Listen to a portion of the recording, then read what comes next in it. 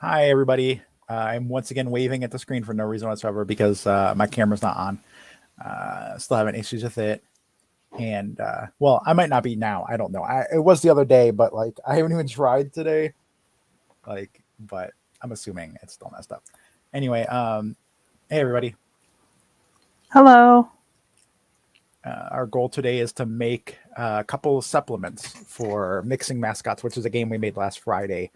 Um, I meant to have this one. I pulled up so many other things and did not do this one. But we had, I forgot to post too. Like I wrote all the posts out. So give me one moment. Angel, what have you been up to today? A whole lot of things. Helping with mom's the physical therapy, cleaning the house, cooking food, working on grocery order. Oh yeah, and today was also the whole like, um, hey, you ran the dishes through. How about I add one dirty thing and you can figure it out? Yeah, that was fun. Woke up this morning and the dishwasher light was off, but I knew I had run it through, and we have a magnet on there that says clean and dirty, and like I just always know that if it has been opened, more than likely someone stuck a dirty thing in there rather than, getting a clean thing. And yeah, sure enough, there was dirty dishes in there with the dishes that already been ran through, so had Mm-hmm. to rerun that through. Here it is. The Twitch page has like where it says live, but the like picture shows offline for some Have, reason. have you refreshed it? Yeah, I did a couple Weird. times. Okay, now it's working. Okay, yeah, something's really slow. I guess I don't know. Um, this is the Patreon post for Mixing Mascots, which you released a couple days ago. Um, we write a Patreon post about everything we put out that kind of goes into more detail about like why we made what we made, like a little bit behind the scenes and stuff, like our intentions with the game or whatever. But at the bottom of this one, we just kind of very quickly played it, like as an example, um, to kind of give a premise of what this game is. Um, so you roll a d6 and a d10 and you get a random holiday, and then you get a random animal as well.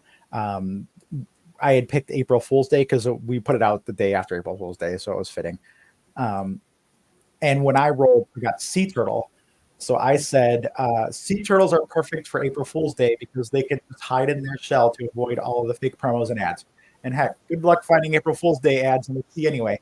Even if the sea gets flooded, they can go on land and slowly escape those too. According to the internet, sea turtles have been around since before the dinosaurs, so they probably wouldn't. They probably know better than to fall for silly tricks. And then Angel replied with a wombat. She says wombats are the perfect April Fool's Day mascot because their poop is cube shaped. That seems like quite the silly prank to me. Also, as a marsupial, the wombat has a pouch, but unlike most marsupials whose pouches are in the front, the pouches they carry their babies are in the back. Um, and so both of those are the reasons why those animals would be good mascots for April Fool's Day. Normally, we would, in a two-player game, we would both have to decide which one of us did better, or neither one of us gets a point. And I think Angel did better because the cube-shaped like poop is definitely a great April Fool's Day thing. Plus, you could trick other people with it too. Like, oh yeah, here, use these cubes for your game. It's cool. Ew. Yeah, exactly. So, um, but we're going to be making a couple of zines today that will be supplements for the game. We have our Zinuary event still where we're making zines. And one of the prompts was weird holidays and how you celebrate them. Angel had mentioned that this game would be a great like representation of that, but rather than turn this into a zine, we decided we would actually make a couple of zines for this game. And then like the people who got our Zinuary zines and stuff would just also get the game itself. So they'd have the game and both of these supplemental zines. Um, the goal here, which we had some notes from when we were making it originally, we could have an additional mode where animals selected are secret. But you get points based on how many people can guess your animal, but lose points if the majority or all players can guess. So it's kind of like you want some people to guess what animal you chose or you rolled, rather, but not everybody. So you're trying to give away information about it. And considering that there's 60 animals in the game, there's a good chance that people aren't going to be able to, like, just look at it and be like, oh, well, obviously you're talking about a bird. It must be this thing. Right, or there's a couple of animals in there that I'm not sure people would have heard of because I threw a couple curveballs in there. That's true. That's a good point. And then we also have notes that other things could be new animals. So like another roll table for the animals section here. We could have new categories of things that replace the animals or accessories, which we have an accessories table down here too, with colors or shapes or slogans, etc. Angel did remind me, though, that the whole point was weird holidays and how you celebrate them. Because originally I was like, hey, we can even replace the holidays or something. And Angel's like, well, that kind of kills the whole weird holidays and how you celebrate them point. Yes, it does. So we won't be doing that. But I figured one of us could maybe make a supplement that has like additional rules or ways to play.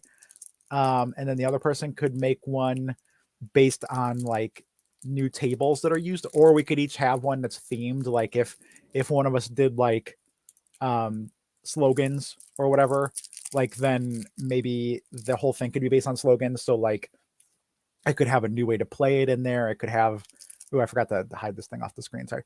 It could have like new roll tables, just all that stuff. And then maybe if the other one is something else, like I don't even know what yet. But if the other one is something else, then we could do that. So I guess first we need to figure out what the two zines are going to be and which one of us is going to do which one. Yeah, that's something I'm still trying to focus on here. Like what would be the funnest and best addition for it, and what would most represent like the weird holidays and how to celebrate them kind of thing. Mm-hmm.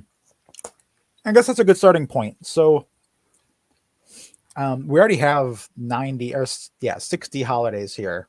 Mm-hmm. I don't really see us making another holidays table, but we could do something like these are new holidays that are based on the animal. So like people would get an animal randomly and then they'd have to make up a holiday based around it, or something like that. That might be interesting. I was thinking that too. Like there's different things where with holidays, each of them has a way that they celebrate, so it's like, on Christmas Day, you give out gifts. On Easter, you have baskets, of chocolate and stuff, and they Easter egg hunt. And on the 4th of July, we have fireworks and that kind of thing. And I know you have the like bonus items thing on the original game, but I thought it might be cool to have like the ways you celebrate them being a table. So it'd just be like, this is a holiday you celebrate by making pot stickers or something random, like, so this is how you celebrate That's fun that. too. Or, maypoles have, the I don't know which one does maypoles, but you know how they do a maypole, or they have traditions for certain holidays. That could be something that could be added in. Like a Yeah, that tradition. makes sense. Traditions would probably be a good Traditions. That's cool.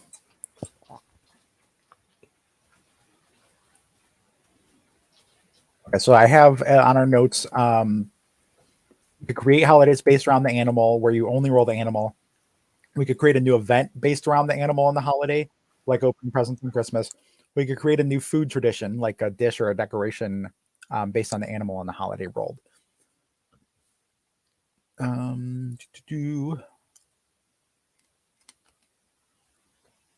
also like the idea of doing create a slogan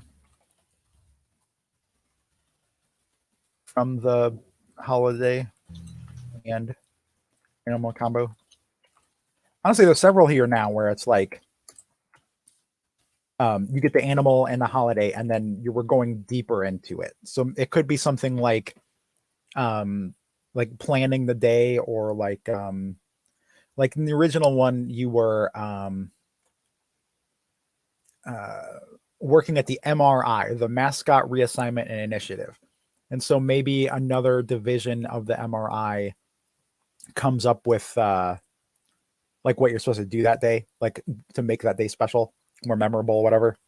And so one of the zines might just be a few pages of like how to do that. And like Well, I these are think all that the solo and the like 2-player was a little bit more addy-on-y. It feels kind of like that's a multiplayer game. mm, So, what about maybe one of the zines is like a solo mode, like specifically?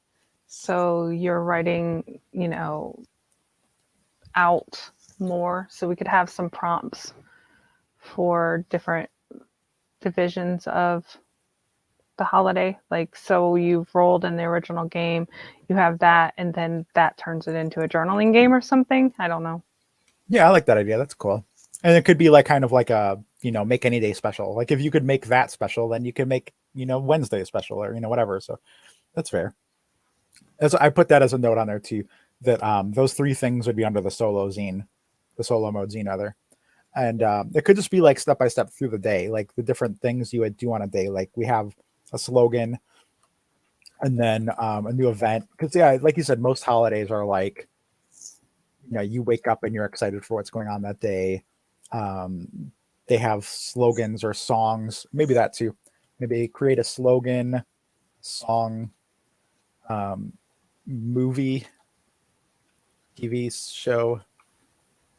So like, because like with Christmas we have like so many Christmas movies and stuff that like all of those things have kind of become synonymous with Christmas. Like if you just see a snowman, you think of Christmas, even though that's just really a winter thing, or things like that. So um, you could create any of that stuff. Um,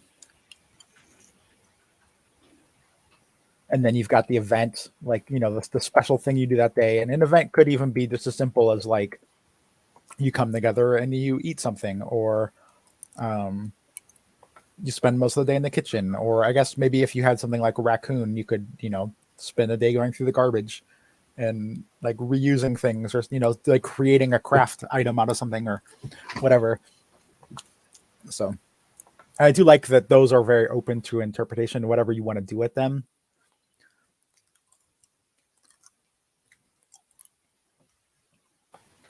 Yeah, I was just trying to focus in on how to gamify that. Well, I mean, like you said, it's a solo thing, so you don't necessarily have to gamify it. It could just be like, you've been assigned a new position at the. If we already have the MRI, maybe this could be like the Marketing division of it or something. marketing division. That makes sense. Um, and so, like, your job is to come up with all this stuff, like fully encapsulate what that day is now. And then, okay, the prompt is weird holidays and how to celebrate them. Like maybe the mascot um, would be used, but not the holiday, and we could create a holiday. I don't know. Yeah, you could also do like just create a holiday. That's right too. You could even just do like there are so many different holidays we could have where you roll a die like two or three times and you combine those things. Mm-hmm. So like it's national or American or French or whatever, like some kind of area, and then like That's what I was originally thinking, was creating a new holiday, and then yeah, you could do the whole national or whatever, how they say the different holidays, or observance day or something like that. Like, yeah, that's fair. and then it would be like roll what you're celebrating, and then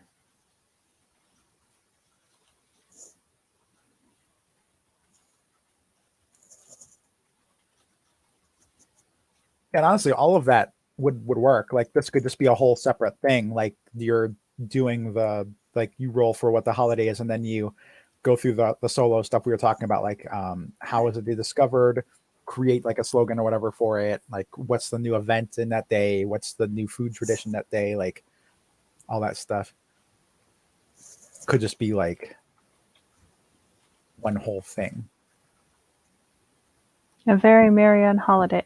That's awesome.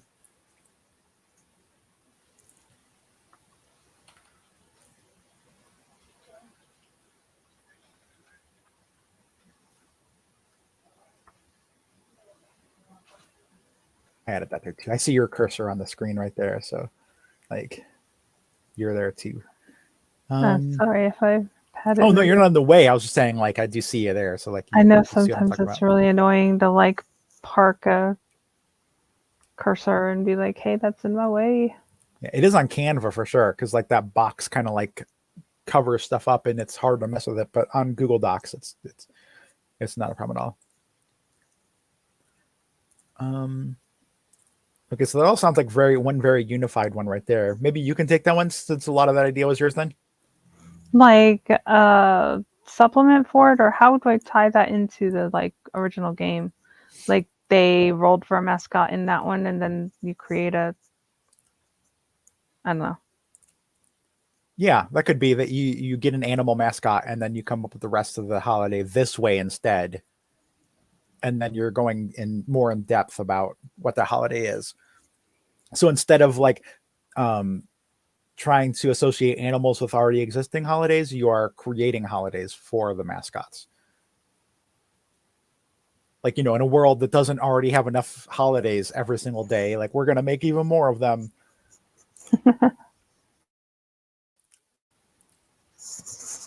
And then you could still use the animal table from the game, and we could still use the accessory table if people wanted to too.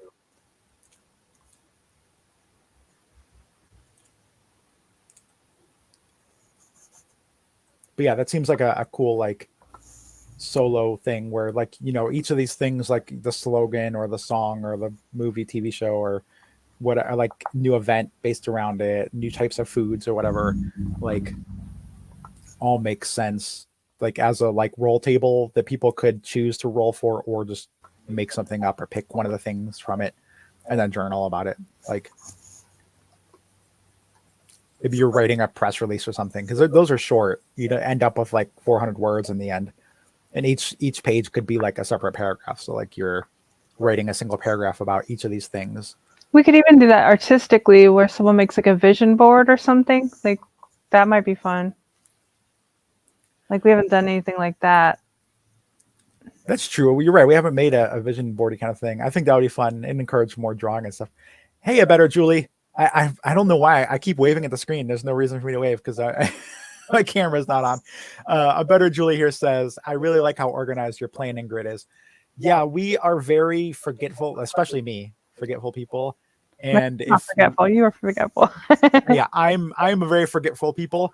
And if I don't have stuff like this to track everything, I will absolutely forget literally everything all the time. And it is nice since we're both working on it, we can kind of see where we both are, but in a glance. So yeah, and in the past we did like mini zine July and stuff like that, and they had something kind of like this, except it was just a list of prompts basically, and we would each check off which ones we'd done. It was almost like a competition then, like which of us can get done with it first, or like who falls behind the most or whatever. Which right now we're already a week and a half past the last prompt, and we still have 8 to do, so we're way behind. But we're getting there. I finished one this week and on to the next. yeah, and we're making much bigger zines than I think either of us anticipated too, because like with mini zine July, most of them were just like per zines and stuff, where like it took maybe an hour or two to make a zine, and a lot of these are like an all day or multiple day like project. And since we're both also very busy and stuff, it's more like a week each, which is our new goal. And I got to put out a new crowdfunder update about it, but my new goal is to finish all of these by June, which gives us 1 week per zine, which I think is totally realistic. At least we've gotten all but one of the original ones done. The only reason I'm not done with the one is because I bit off a lot more than I thought we were originally going to. So I would like to take some time with that one. Yeah, our one of Dead or Alive zines are both pretty big games that we're doing. So, granted, I can't talk too much because which one was it? Mutual Aid. I made a 24-page game or something for that. So, I can't talk too much about big games, but and Angel made an 8 or 10-page game for it too. So it's we both made pretty big things there. Okay, so it sounds like yours is pretty solidified what you're doing. You're doing the Very Merry on Holiday thing. Yeah, I probably won't name it that, but yeah. That's fine. So I got to come up with something for mine, and I'll probably do alternate game modes and tables for the original game then, because it's, for one thing, it's just easy, and for another thing, we already have another game mode idea, and I think it would be pretty easy to add new role tables to it too. We could take several of these things and just add them to the main game.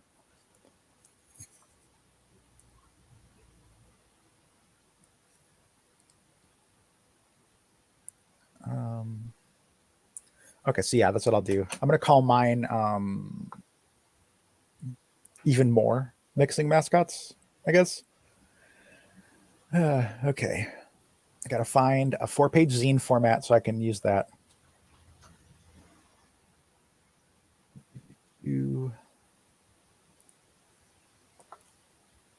Oh yeah, I can't just search zine. I got to find a 4-page zine that we've made.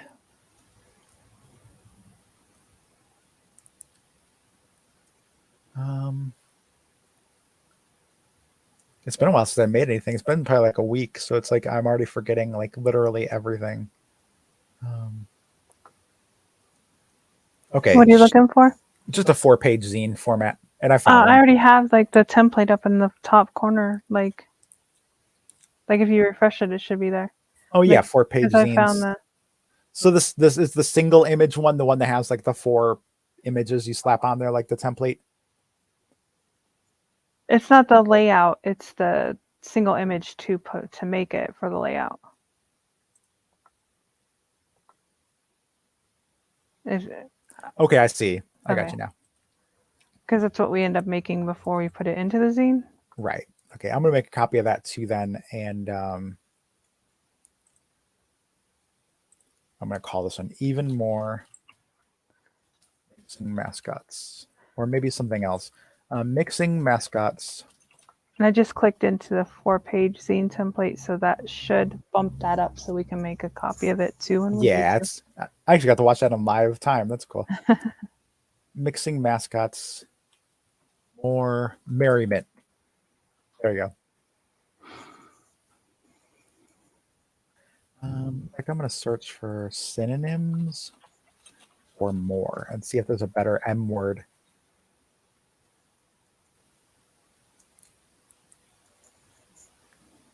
How about synonyms for expanded?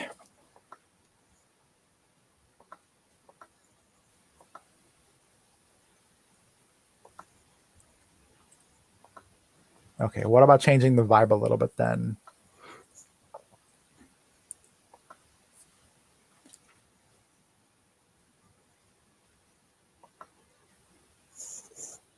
Nah, more merriment's cool to me. Okay, so the first thing I'm going to do is I'm going to copy paste the heading, mixing mascots here. That's funny. That's what I was just pulling up. Yeah, that's awesome.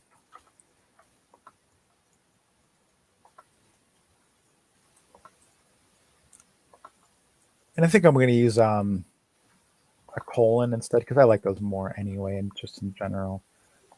This is left align now.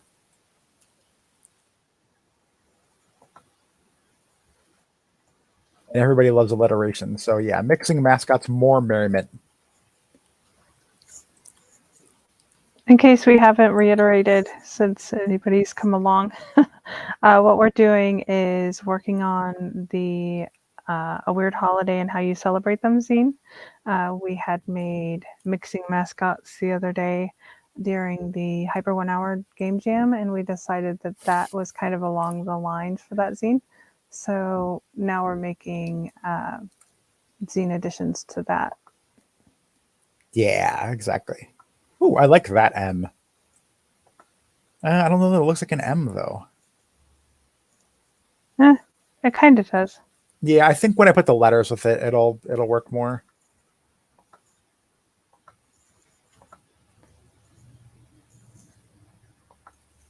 Yeah, with the letters there, it's cool.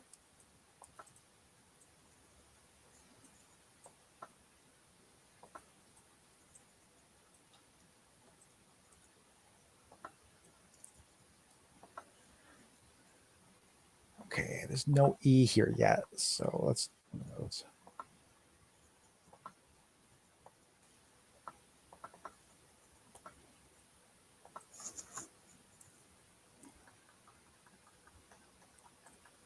Okay, we used this one before, so I'll use.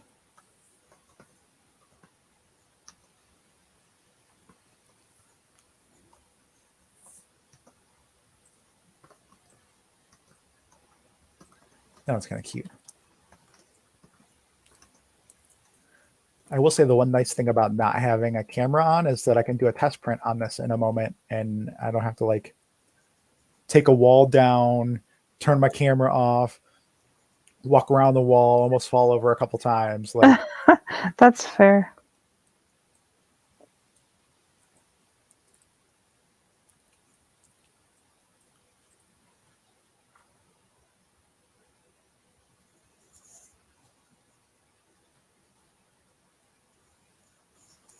oh, I actually have a capital M right there. I'll just copy that so it's the same size.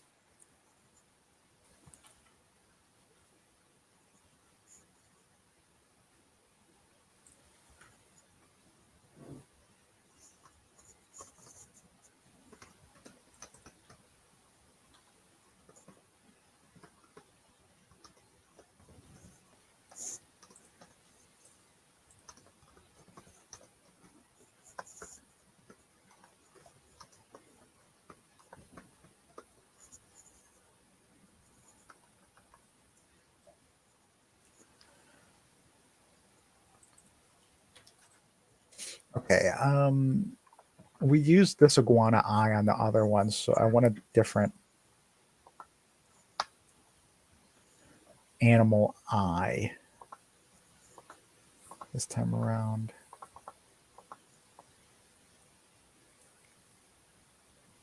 Actually, let's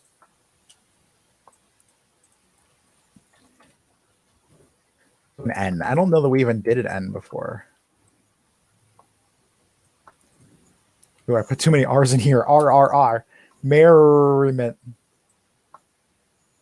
T-I double got. Yeah, there you go. Oh, we did do an N before because I used this like narwhal or whatever before.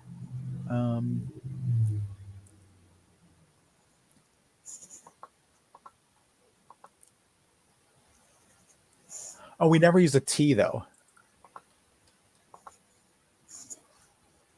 And of course there isn't one because why would there be? Maybe if I put letter T instead of just T. There we go. This cracks me up. We've been together long enough that like you kind of use some of my like snarkisms, and that's definitely mine. Why would there be?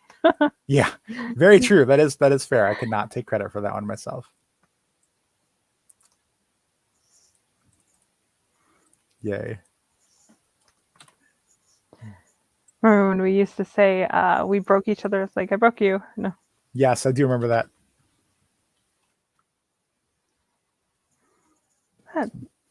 I just noticed I didn't realize a big old typo I made. It's like, oh, okay. Oh no. Do you think unholiday should have a hyphen? Like this A very unbirthday? merry unbirthday is it is hyphenated actually. Is it? At I've least always according to that one website. Okay,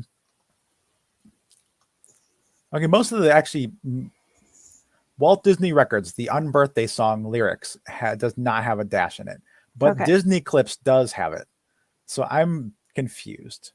I'm like 99% sure that I'm not sharing the audio from my screen, but I need to check that because I'm gonna be like clicking on like a YouTube video. Okay, no, I can't. Oh yeah, I can just pull it up in a different video and then nobody will see it. Never mind. I'll just do that. Don't show it. And I don't hyphenate it in my screen name, so. Yeah, that's fair too then. abetterjulie says, I like a dash if that helps. Yes, I love dashes too. So like, thank you for that. Okay, then I will dash it. It has been voted. It does very much help. Thank you.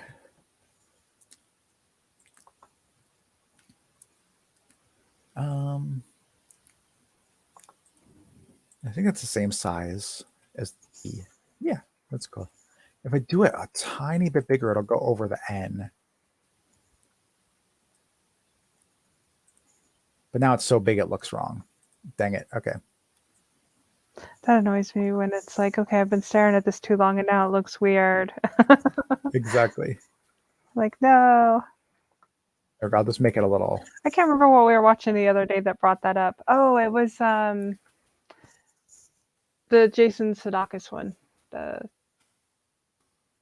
Where they kept saying a word and they're like, oh, now it's wrong. Oh yeah. It was what is that show called? That's a dude's name and he's like the Coach. soccer coach, yeah. Coach, yeah. Or worldwide football coach.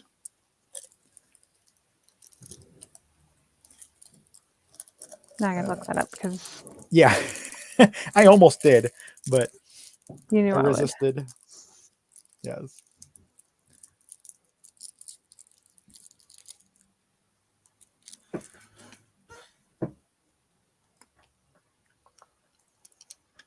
I don't know, my brain isn't coming up with that on its own. Ted Lasso, that's it. Semantic satiation, abetterjulie says. That's nice.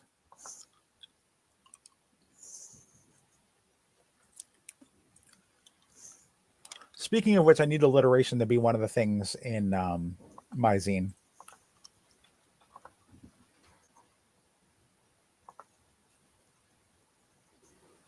And I forgot this is, I gotta honkify the font on this because it's a different size than the sheet. Oh no. Oh, of course that moved it way at the top. Why wouldn't it? I'm showing my Southern with the honkify. Yeah. I'm not Southern, I promise. That's true. You were in Florida. Florida is not Southern. I'm a Yankee.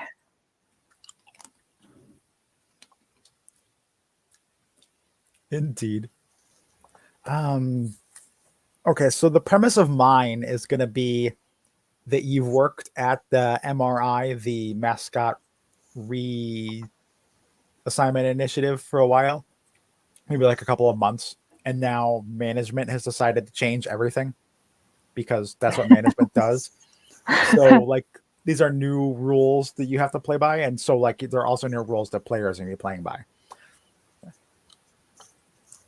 Oh, that's what I'll put here because I was going to use the same like division thingy, and like originally it said welcome to the mascot reassignment initiative. So I'm going to put here's the facts. The facts. You know what? We're making this. I don't have to like assume anybody else is going to like my weird, silly puns and stuff. So I'm just going to put them in here or whatever. Oh, this is a group. That's the problem. Okay. Everyone will appreciate your puns, and if they don't, oh well. Exactly. That's not very long. Actually, Okay, before I do anything else, I'm gonna make a copy of the dang it, I did not mean to open that. I held control. Why didn't you open another tab? Okay. Open this in a new tab, and then I'm gonna make a copy of the 4-page zine format. We're gonna call this Mixing Mascots More Merriment Zine. I think mine is going to be Mixing Mascots, a very merry on holiday marketing division. That's great. I love it. So what we do with our zines and how we make them is we take this image here, which is the what do you call that? Like the not measure, but like basically like a like pixel size like image of a quarter of this right here. We have a template page or a template file where you just take the images and you slap them into place. So I am uploading the image in here, and then we're just going to put that there. Normally when you make a zine, these numbers reference what page each one is. So this is the page number 1, which is the front cover, and then 2. I think this is wrong though, actually. I'm pretty sure this is 3, and then that up there is 4.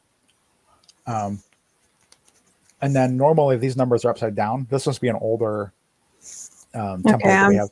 I'm visioning it now. Nice. So if you fold that over. Yeah, I think it should be. Yeah, it should be like 4 at the top.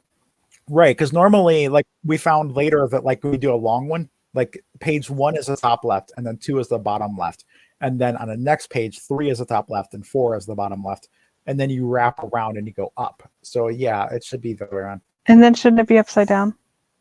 Yeah.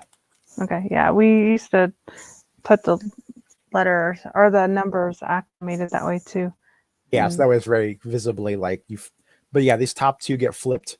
If you flip something horizontally and vertically, then you don't get that weird like backwards to it. So that's why they look like that. And then we're going to download this as a PDF. We're only going to print the first page though, or save. We're going to do that for the color profile, download it, and then I'm going to print that when it's done.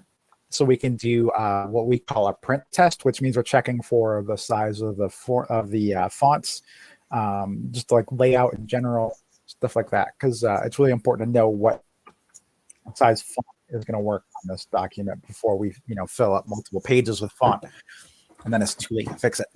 So we're checking right now for the 3 things. One is that these title lines are a good size; they're not too big, not too small. Secondly, I can pretty much guarantee that there's like a game by is way too small. And then this might be too small too, but we'll see. And it says it's printing, so it should just be a minute.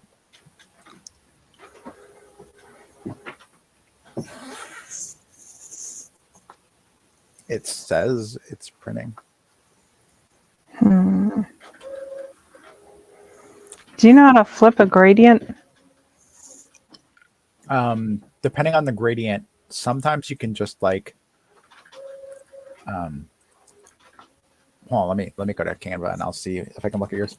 Sometimes the gradient lets you actually hit the flip button on it, just like an image does, and sometimes it doesn't. Yeah, it doesn't. Okay, then the other thing you can do is what file are you in? Weird holidays and how to celebrate them, individual pages. Okay, and you're wanting to flip the like blue here?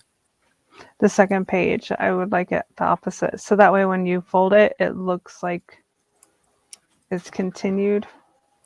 Oh, weird. Oh, it's because this is, okay, hold on.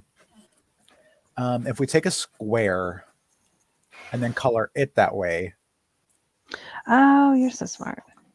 Then you can. You're so smart. Yeah.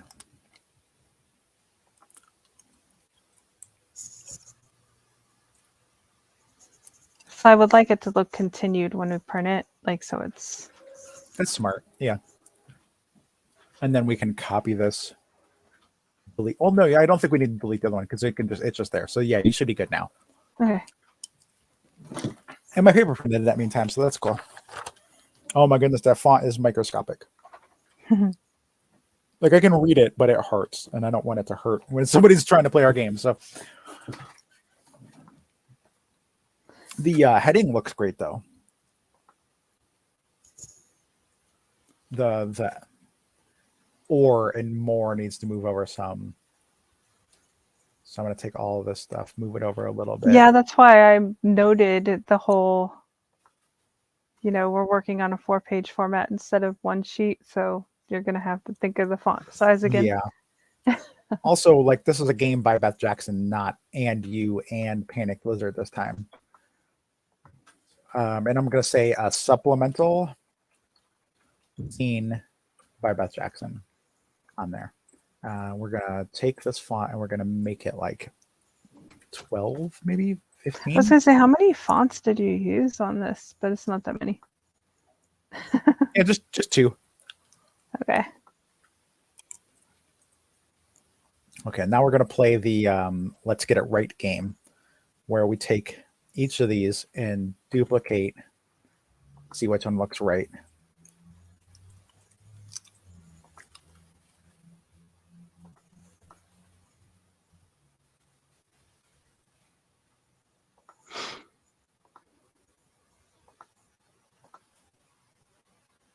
And then we're going to do the same thing here.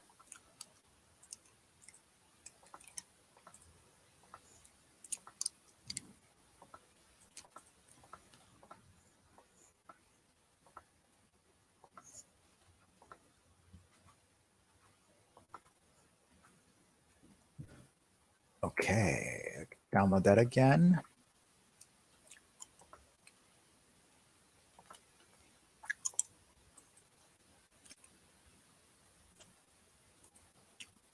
Yay, no camera means nobody can see me bopping around to my music.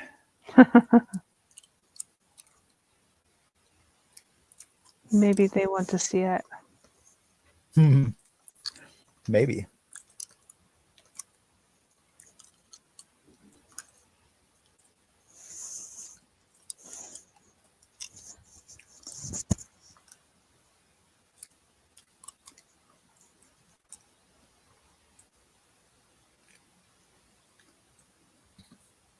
Okay.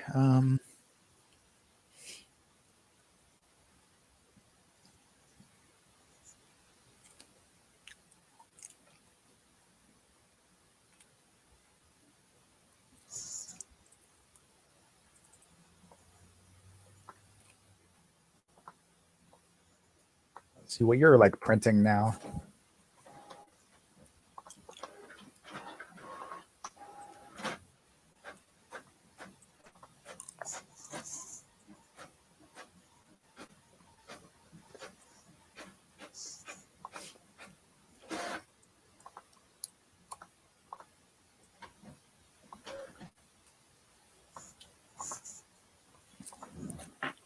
We both have, well, obviously we live together for one. So like we have the same everything, but like we use HP Instant Ink for our printing. So we don't have to pay like for all the ink and stuff. So that's why it doesn't hurt anything to put all the things on our test prints. It's like $13 or something for like 300 prints a month. And they send you the ink in the mail. So,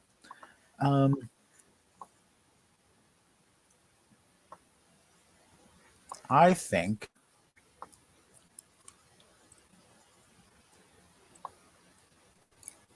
that this biggest font is the best one. And I might even go a little bit bigger in the actual game itself.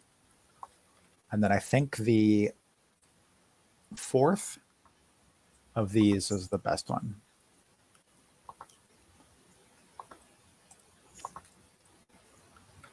I'm also well aware that here's the facts is grammatically incorrect, but it's how people would say it. So that's what I'm going with. This should be here are the facts, plural, but I don't care right now. I'm a rebel.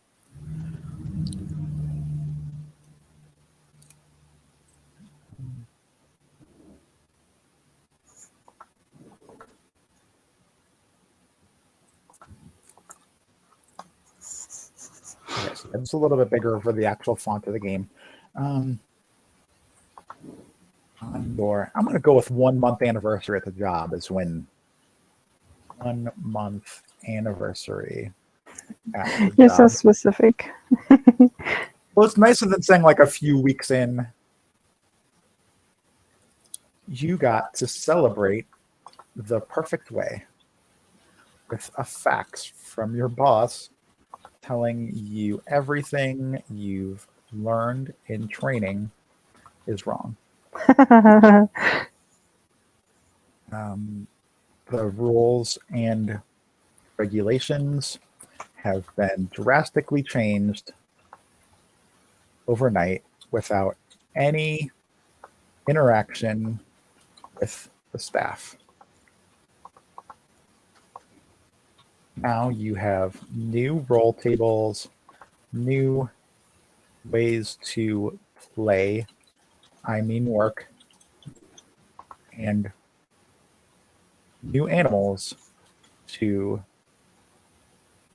Did you test that font size? Did I what? Did you test that new font size? I did, yeah. Okay, I'm just making sure.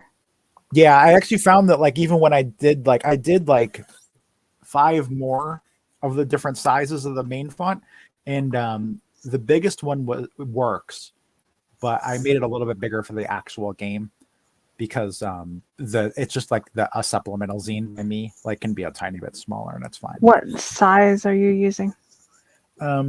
For that B Vietnam font, Yeah. it's 17 for the main game. Oh, that's pretty small. Yeah, here. I'm going to take myself off of the screen, and I'll show you what it looks like. Or I'll mute myself, I mean.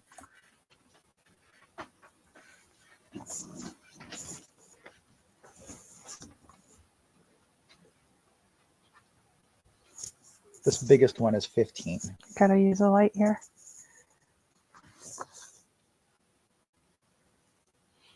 Yeah, I think 17 is about right. Yeah, so there's one a little bit bigger than that. That leaves a lot of room then. It does, yeah. I may go with 20 because I have older eyes than you.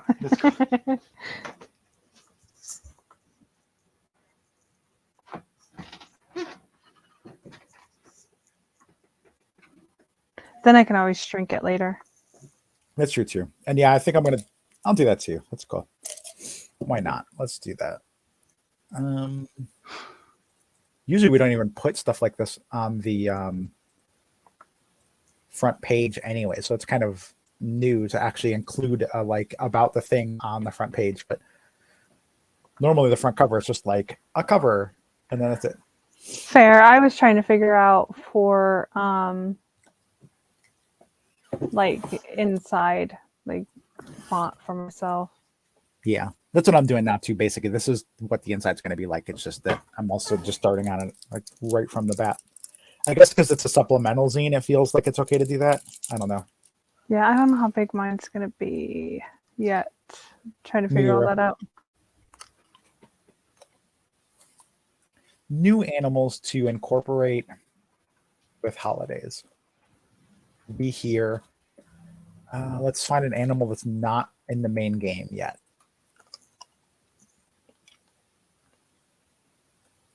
Is there a giraffe? No, a giraffe. We hear giraffes are all the rage, and we didn't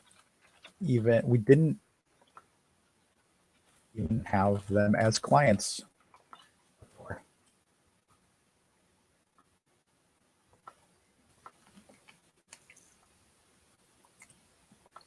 And then I'm going to do a little like, oh, hey, Panic. Panic says centipede.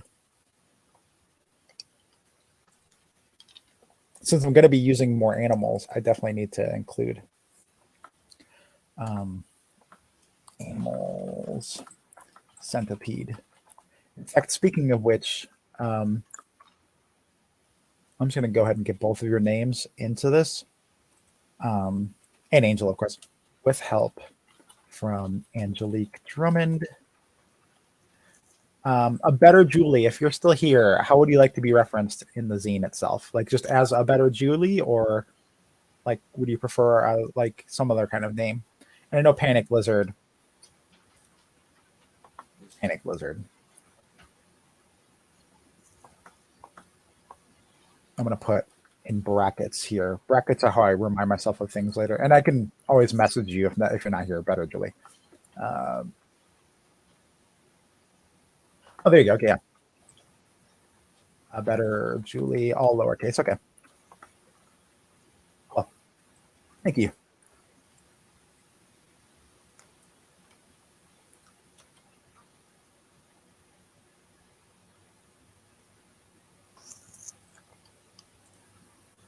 And I'm just gonna put a little silly thing here at the bottom because that's who I am as a human being. So, yo, dog. I heard you like tables. What if a dog as in like the animal dog instead?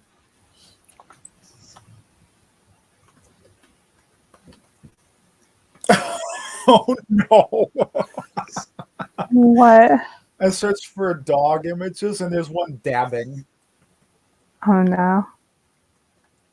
Just for reference with everybody here, I hate dabbing with a passion, like actual ferocity. I hate dabbing with, and yet I'm putting one on the front cover of the zine. No, you're not. I am. No, you're not. You know what? Because you said that, I'm putting two of them on the. Oh, that is cute. Yeah. Oh my goodness, you're so goofy. Yes, that's fun. I just forget how fun it is to just make stuff to be silly instead of like, I want this to be perfect. So.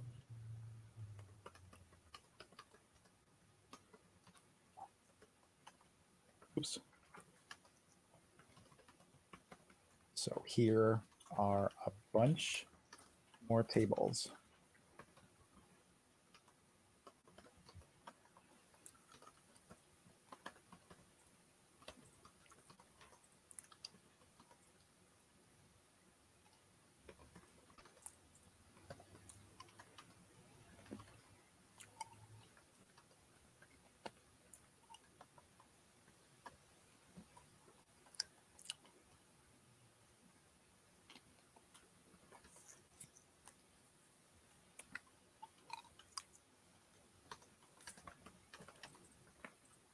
I was going to make a reference to this coming through to your job via a fax, and that's why I said the facts, but since I didn't do that, I took that out.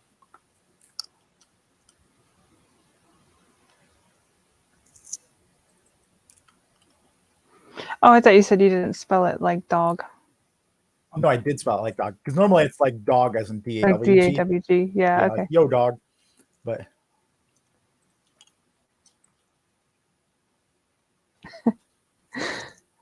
Double dabbing dogs. So wrong.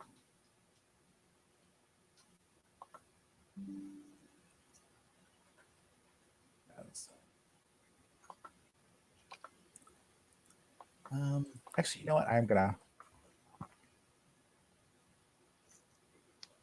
I actually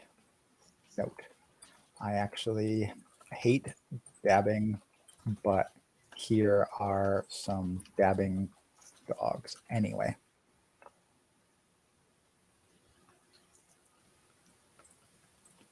You keep wanting to add hate to a zine. I have a strong disdain for dabbing. It actually fits really well in there too.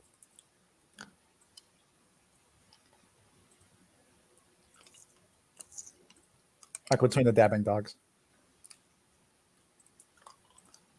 What does this font look like italicized?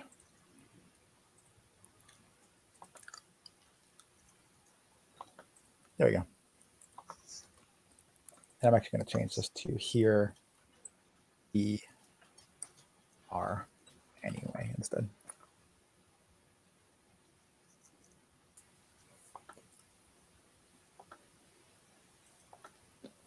There's a lot on this front cover, actually, now that I look at it. Oh, I wasn't going to say. Why don't you just make that the very first like page and the like That's fair. yeah, the top part will be the cover and then that will be the first page. Okay, I'm cool with that. So I'll remove this from the second page.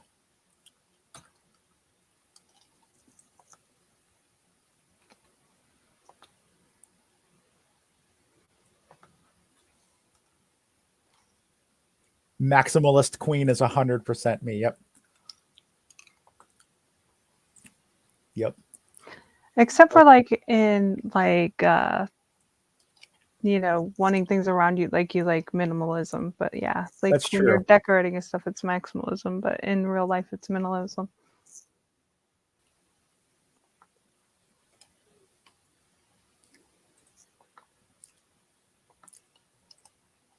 Okay, we're going with 19 font, so I'll just make this 19 font.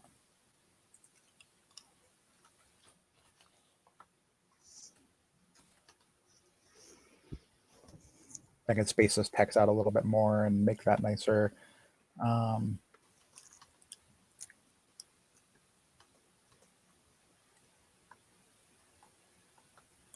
do think the dabbing dogs on the cover is cute, though, so I'll keep those. That's much better now, I think. Okay. In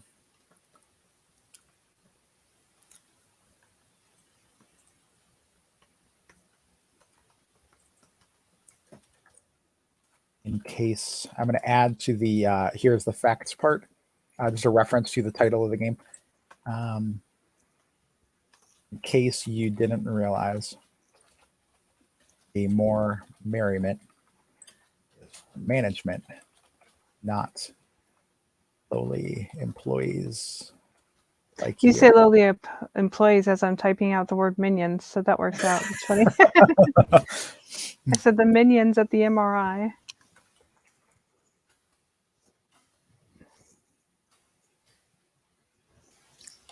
Lowly replaceable? Will that fit?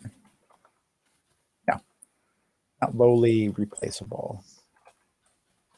Also, is replaceable with an E or not? Replaceable. Yes, there is an E. I'm correct. Okay.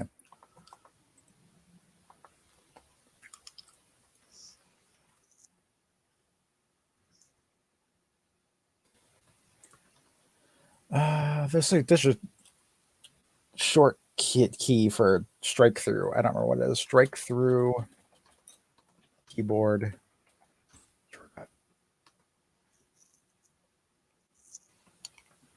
Control D on Word. I don't know if we can do that here.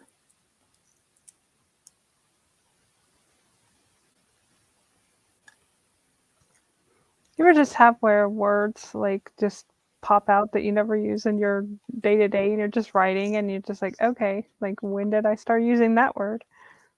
Like what? Doozies. Doozies. That's awesome. That was a good word. The minions at the MRI, the Mascot Reassignment Initiative, have been pitching new mascot holiday pairings and have come up with some doozies. Yes. That's awesome. Oh, why am I trying to? This is a visual editor. I don't need to have strike through. I can just put an X over it.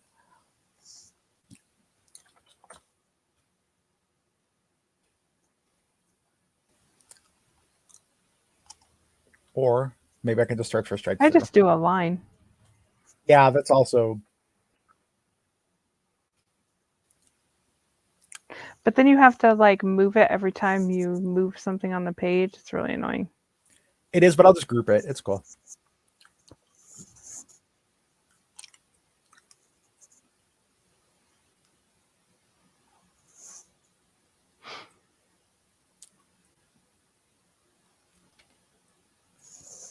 That font is so bold, and that strike through is so not. Not bold. Like, yeah. There we go. That's a better one. Looks like crayon. It does. I was thinking like lipstick for some weird reason, but like, yeah. Fair. I have too many windows open. I'll just duplicate that and do another one too. There we go.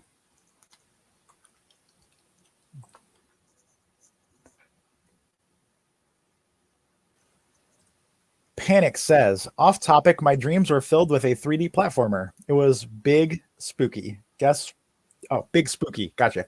Guess that's what the brain craves. Yes.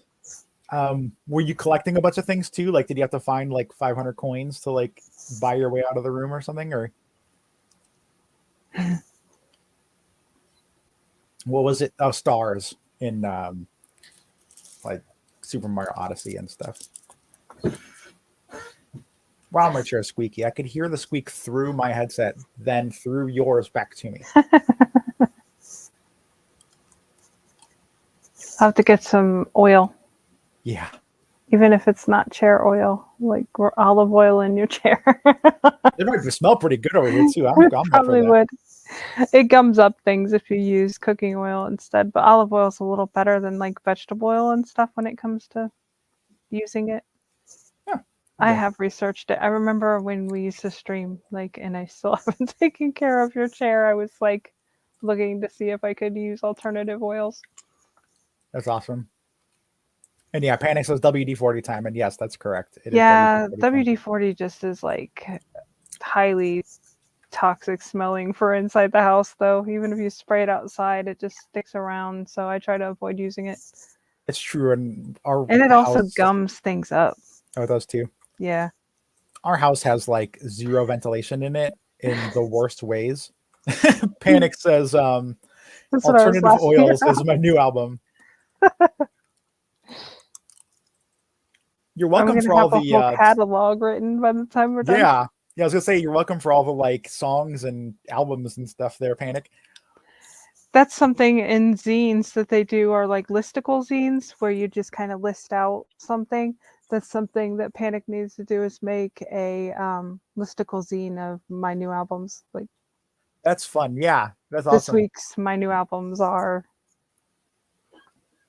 Yeah, we could send you like our template for how to make like the 8-page and 4-page zines, and you can make like a listicle zine of them. That would be awesome. Like 1 month of like album names from Beth and Angel make game streams, and also from your girlfriend's stream too. I bet you come up with a lot of cool album titles and stuff from like watching Pokemon and other games and stuff. So you'll need a copy of Mixing Mascots to play this game. When playing, before playing, agree on which of the following tables you'll use in your game, or decide that they're all available. All of them are available optionally each round. You're the ones playing. You get to decide.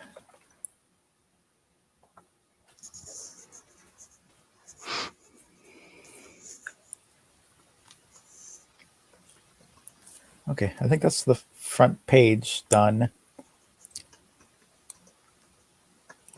I don't like these little like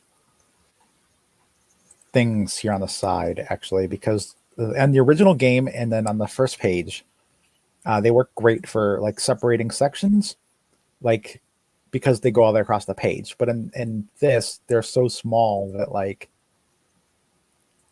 it doesn't. So I'm gonna delete those, and I'm gonna see if I like this more on the left. I think I like it more in the center. That's cool. Okay.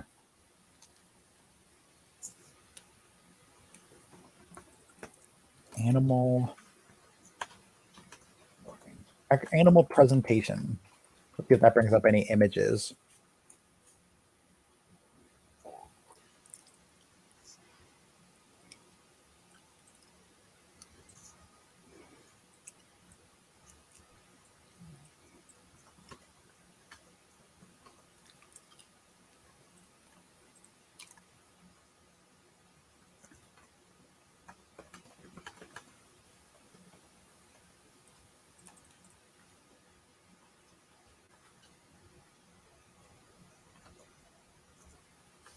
Actually, one of these is a draft. Also, I forgot to specify.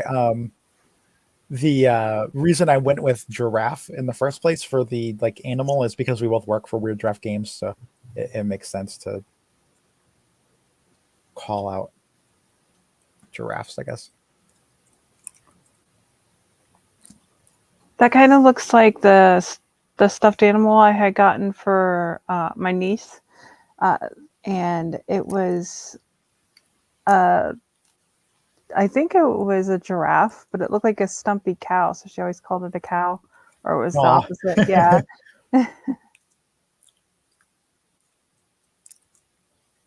Because it had the little tufts, but she would carry it around by that, but she could ride on it. She loved her little cow.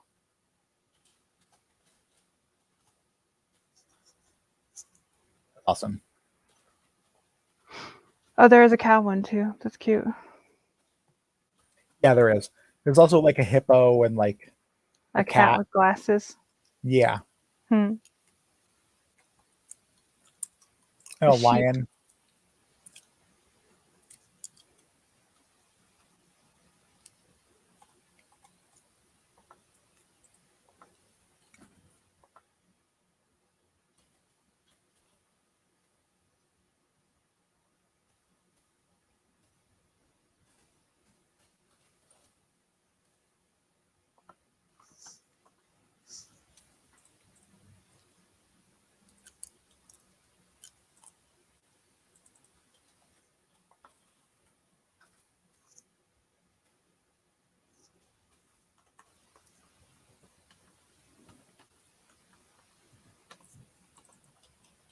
I'm trying to find a little bit more just to fill up the rest of this page. Is what I'm doing at the moment.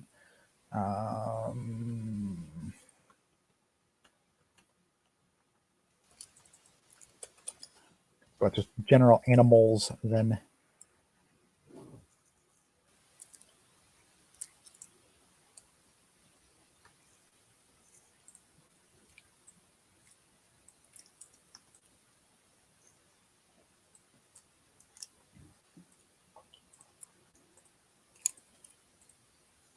Okay, good enough. That works for me. I got a little cow looking at the giraffe saying that giraffes are perfect for caps lock day because they're so tall. Okay, and then I guess we'll just launch right into the tables here.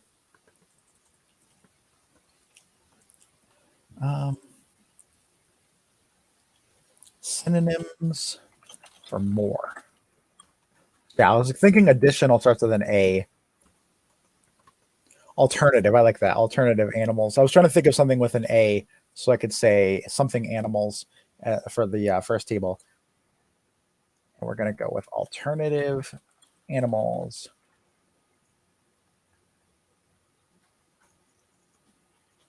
Oh, thank you, abetterjulie. Abetterjulie says the caps lock day thing is very cute. Thank you.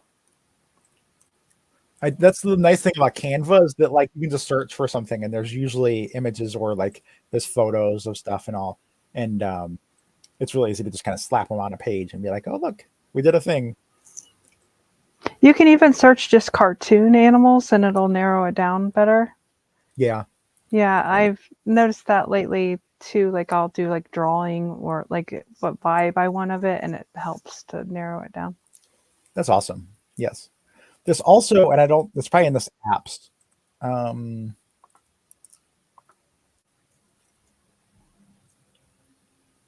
there we go. They have like AI tools, which we don't use AI tools ourselves, but they are there. They also have a bunch of like if we make another page here, you could go like I don't know, like shoe catalog,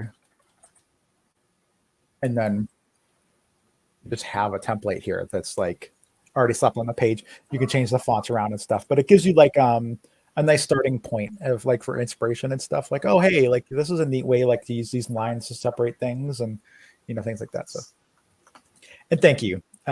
Julie says the idea is cute, not just the image. So thank you. Yeah, we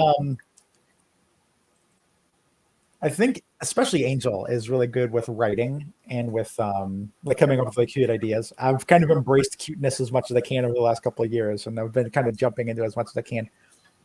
And it's nice to just find a little few and like images to go with it. are some extra animals, some alternative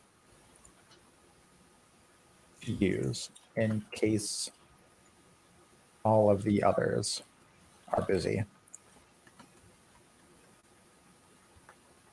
That's centered? Yeah, I do. Okay. Okay, now we're going to figure out the tough part here. How many dice can we use here? Panic says, embracing cuteness sounds like a memoir title. It does. That's awesome. I like that.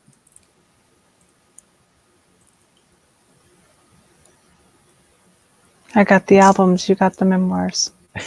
Yeah, that works. Where the heck did this Capsulon print font come from? Like, I haven't used that at all. I've never even heard of it. Like, and it's just like, that's what it's putting in the table. Interesting. Yeah. There we go. Oh, yeah. Now we got to move the self spacing down.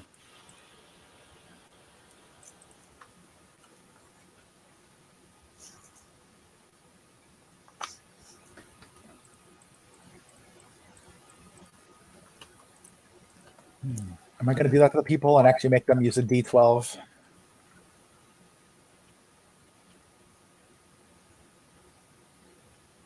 Let's do it. A better Julie says conspiracy by big font. And yes, I agree. Like, use this one. Now I'm curious what it even looks like. Oh, that's the other font, like that we use like for alternative animals and stuff. Okay. So maybe it's more innocent than I thought.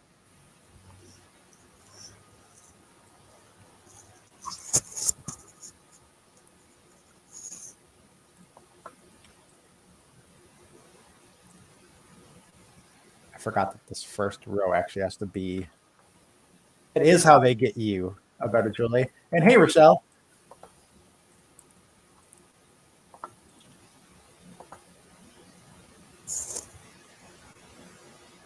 Hi, Rochelle. I'm all delayed. I was in the middle of typing something. Yeah, you're busy. It's okay. It's gonna be okay. Yeah, that's not gonna work. What if we rotate it, right?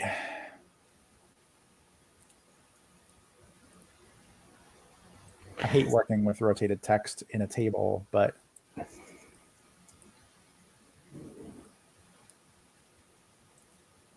Beth and I are working on supplements for Mixing Mascots. Mine is the marketing division, a Very Merry on Holiday supplement.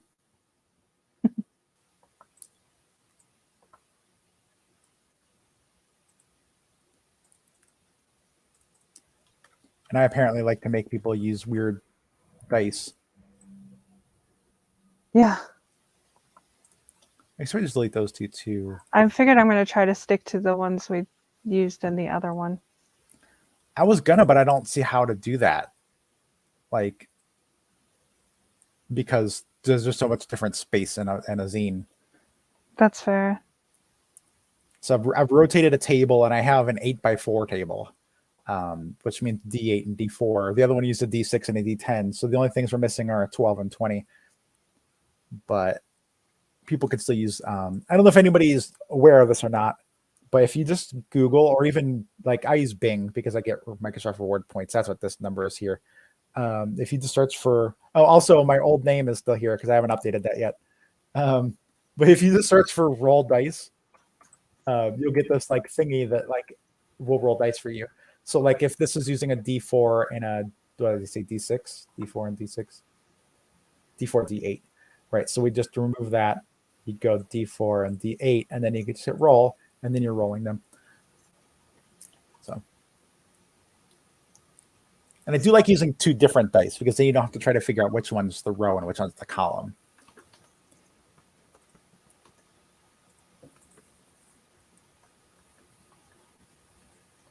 Okay, so that's all set. We're gonna evenly space these.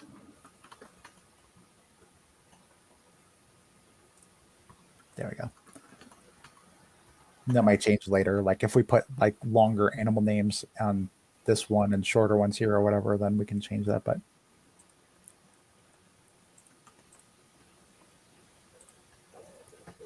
why let me resize you? There we go. I had to zoom in. Okay. All right. So we need more animals. This is going to be fun. I already know giraffe was one of them.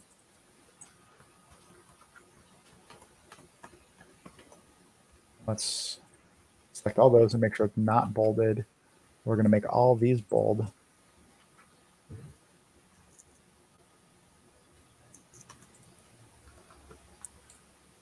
And then I know the animal that Panic said was centipede, right? So I'm just going to double check that's not in the original one. Okay.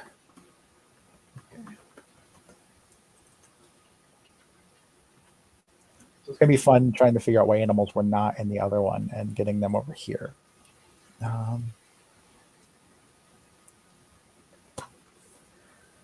Alrighty.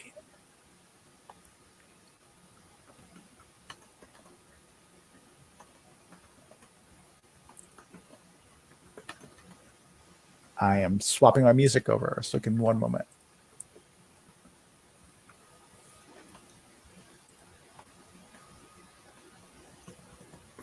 I've been listening to like Spotify's like has a playlist of like your on repeat is what it's called, like your 50 most listened to songs, and I get through that really quick, and I hear the same songs like 3 or 4 times a day, every day. Like I just started making an absolute best playlist that I'm adding to, but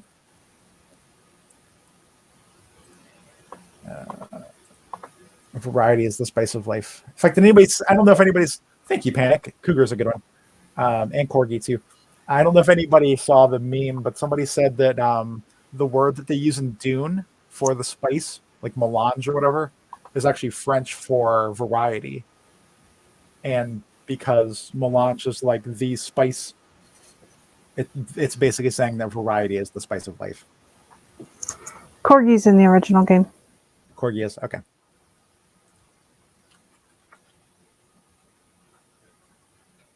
Cougar's not, though. Nope. Neither is giraffe. Yeah, I already checked that one. I just control F and search for it, and then that pulls it up or doesn't.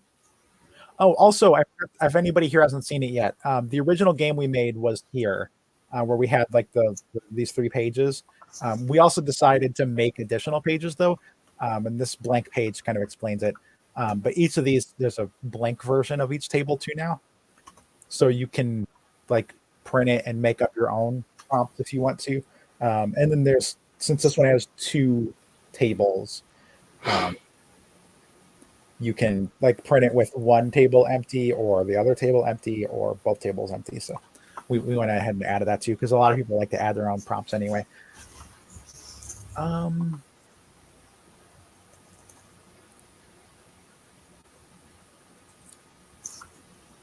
Trying to think of what my favorite animals would be. In fact, it's funny, I see ostrich now. That was the animal I was trying to think of before when I came up with giraffe. So I'm glad I came up with giraffe instead.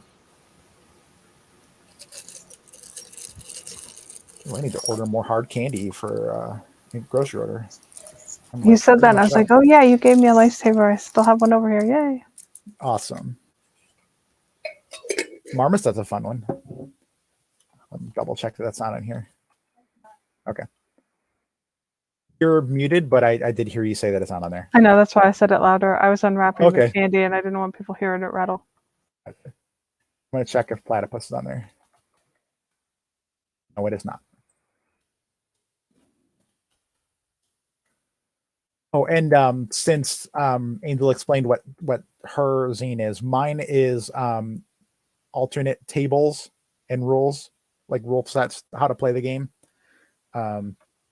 for mixing mascots, so that way people have more they can do with it. It'd be like expanding it, basically.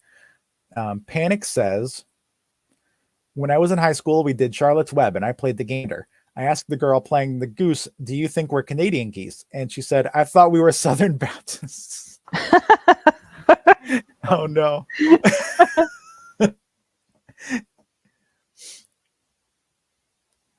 Yes. Canadian, the new religion. Ooh, yeah. Rochelle would suggest beavers, elk, and moose as animals.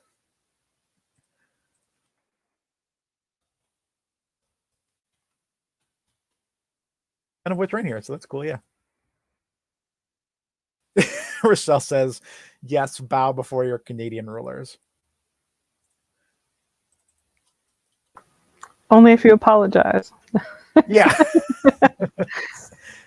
Is that how you like get adopted into Canadianism? Is like you have to go through a gauntlet of people doing rude things and you have to apologize to them for like existing? Yeah, sorry. Yeah. And instead of being baptized in like water, you're baptized in maple syrup. Or the Hortons, is that what it is? The coffee. Oh yeah.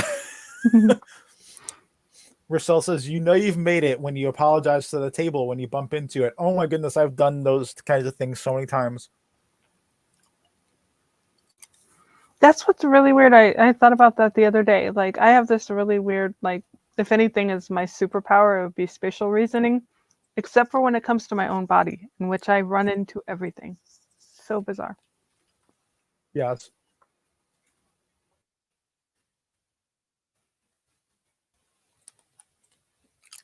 I can fit 10 down. I might be able to fit 12 down. I just think it's funny you have to use a different acclamation. Yeah.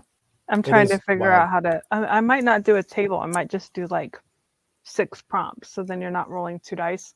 Oh, that's smart. Rochelle says that's called neurodivergence. And then Panic says, I was just thrilled to get to play a dude character. Yes. I always played the weirdest things when I was in plays.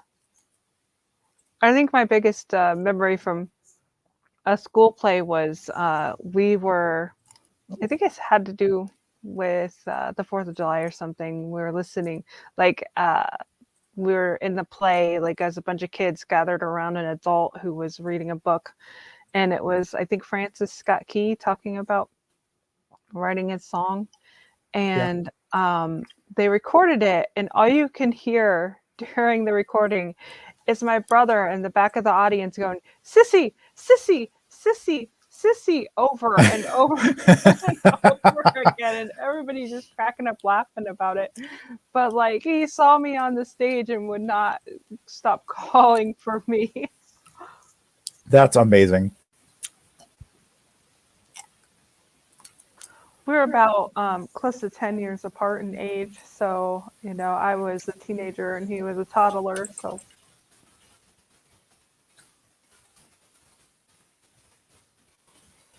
I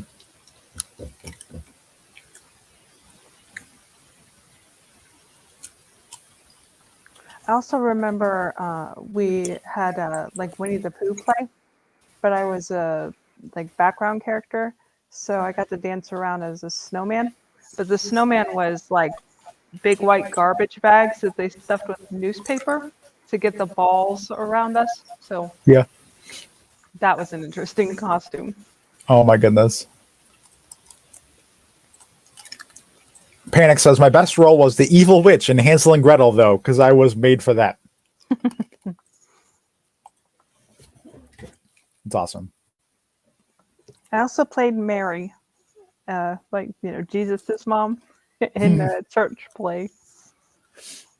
Yeah. Probably because I was like the tallest and biggest of the like scrawny girls. So they're like, hey, she could pull off pregnant. I don't know. Maybe that's how I got Mary. Oh no. Oh, dolphins on the list. Why do I do this to myself where I have to make a whole bunch of prompts from tables? Like I've made a bunch of prompt tables before, but I've never made one where I have to look at another prompt table to make sure that something isn't already taken. I can make your. I know what I did. Oh, it's fine. Here you go. Here's an A to Z listing of animals, and I will just go through and find things I like, and then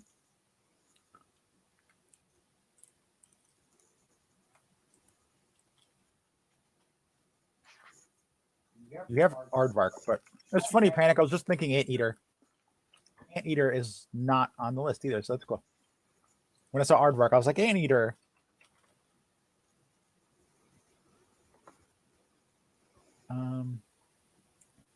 Possum's a good one. I'll check that. Is that one we already just added? No, not okay.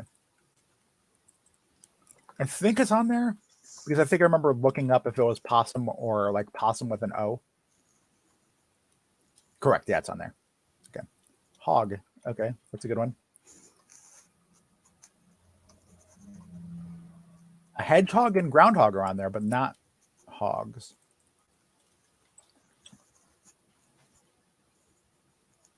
I also like the added wild of wild hog because having a wild animal as a mascot just sounds extra funny. Or just a boar. But yeah, wild sounds good too. Actually, a boar would be good. And that's not on your list? No. Okay. A wild boar or the bottom. So that's not right next to it. Penguin, eel, and hagfish. I'm going to check all those. We have emperor penguin already, so I'll leave that one out. Eel is good. I was just thinking warthog. What was Timon though? Like meerkat. Okay, there you go. I don't have that one either. Very cool. Meerkat, eel, hagfish. I remember when we went to the zoo, they had meerkats there, like way before I ever saw The Lion King. But we found out it was in this like really dark room, like they had it super dark. abetterjulie brought up the 30 to 40 feral hogs. I don't even remember the origin of that. I just remember it being a meme for a long time. But they had these meerkats in this really dark thing, and they would, kind of like stand up and like look at things together. We found that if you like, I don't remember if it was me or my sister that had gum, and like we took a gum wrapper out of our pocket and got the gum out, and they all just stared at that gum wrapper so hard. They would follow that thing everywhere because it just caught a little bit of the reflection of the light, and like they just like went freaking nuts for that. Groundhog's a good one because I know there were two hogs, but I don't think groundhog was one of them. Yeah, groundhog is one. But it was great. And then maybe like a month and a half later. Oh, I don't have an elephant. Oh, okay, cool. About a month and a half later, it didn't work anymore. Like we tried it and they just didn't care anymore. I don't know if other people figured that out and they just got sick of it or what. Prairie gopher. Is that actually a word for groundhog? I gotta look that up now.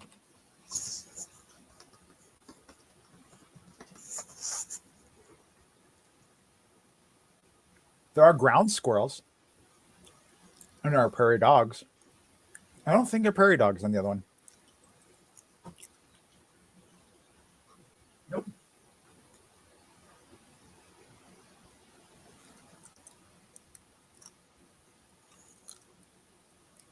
Oh, sugar gliders are cool too. We could do a Dementor wasp.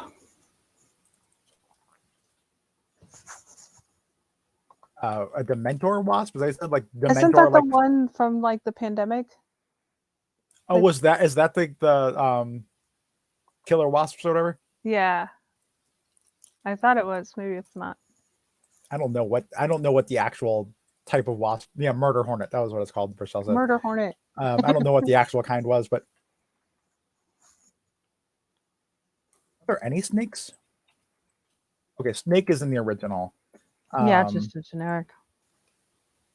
I'm gonna pass on water moccasins because my mom was almost killed by one. How about an okapi?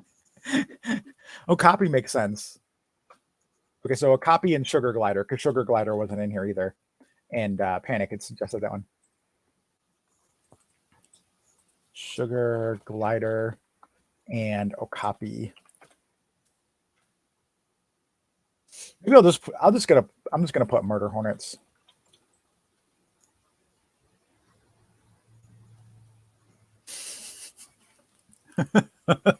Panic says human. And honestly, we are like, what's the word for that? It's Angel used it earlier. Oh, it was in the example. The word. No, it's not marsupial. It's there is a term for it though, and my everything is failing me at the moment. But they're, like we are a classification. So shoebill. That one's safe to put in here.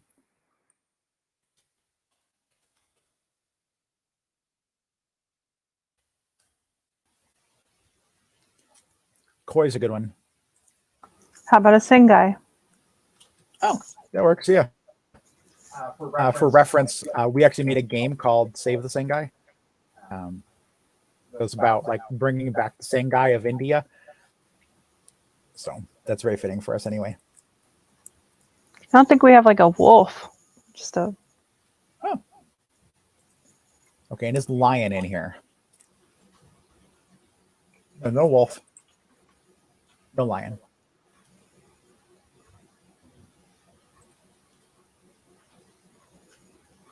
I really hope somebody plays this game and gets human as one of their roles. I just think that'd be so funny. I had never heard of this animal before. I'm afraid I'm going to mispronounce it. I would mispronounce most everything. It's all good. D-I-K. Dick. Oh, a dick. Yeah. I've never heard of a dick. I don't remember how I've heard of them, but is that hyphenated? Yes. Okay. How about a manta ray? Spider crab, according to Rochelle. What did you say, manta ray? Yeah. Okay. We have axolotl, I'm pretty sure. Yeah, because it was misspelled. I remember that. Yeah. Well, it's just like my parking. Yeah, I have to judge you to remember it. So. Do we have elephant? But I don't forget where you park. Right. I didn't forget that you had axolotl in here already. No elephant. Okay.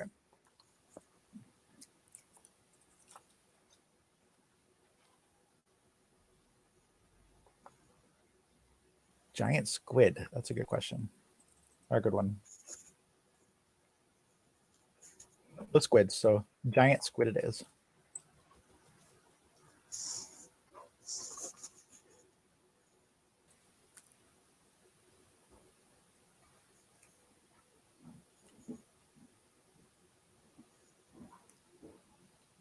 I think ants would be a cool one if it's not already in there.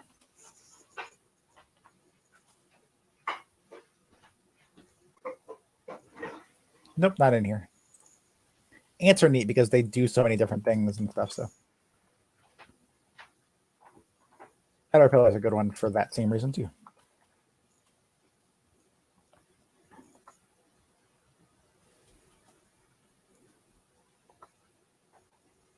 Okay.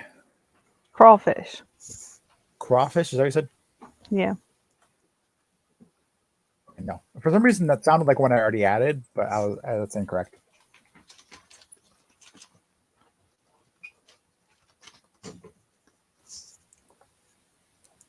Ooh, pelican. Pelican's already on there.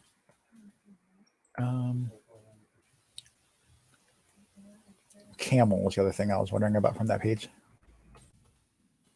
Nope, no camels yet.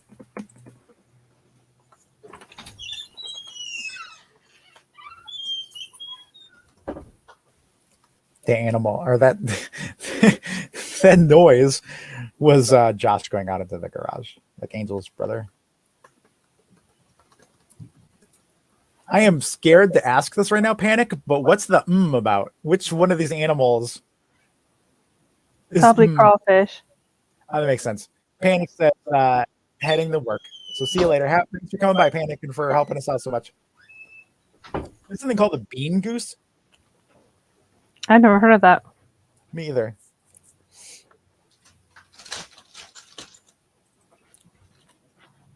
No bees yet. I'll put that in here.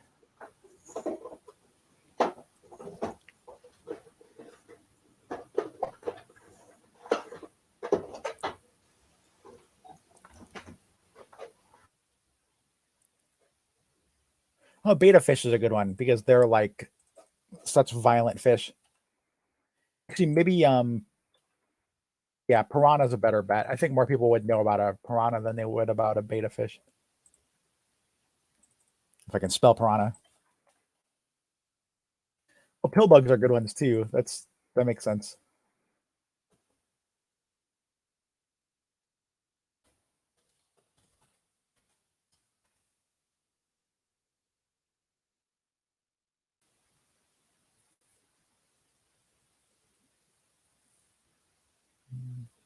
Do we have a whale in here yet? Narwhal, but not whale.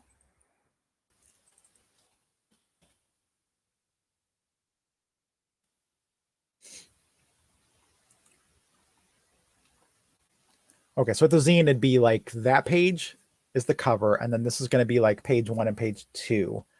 I might do a different table next because I think it would be cool to do like alternative animals and then also like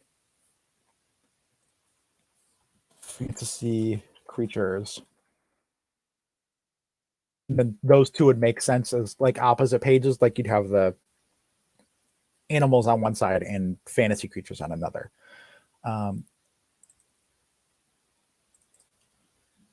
Yeah, that's cool. Rochelle says orca. So I'm going to put orca whale here to specify whale.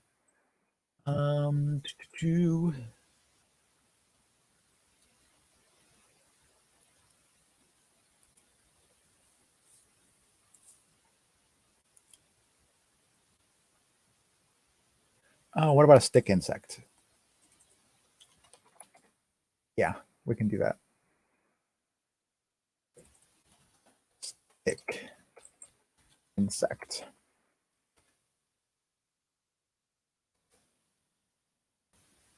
I know capybara is already in there.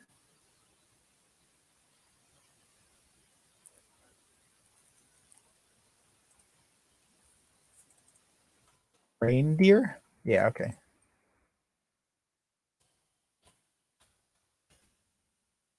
I can think of some more common animals.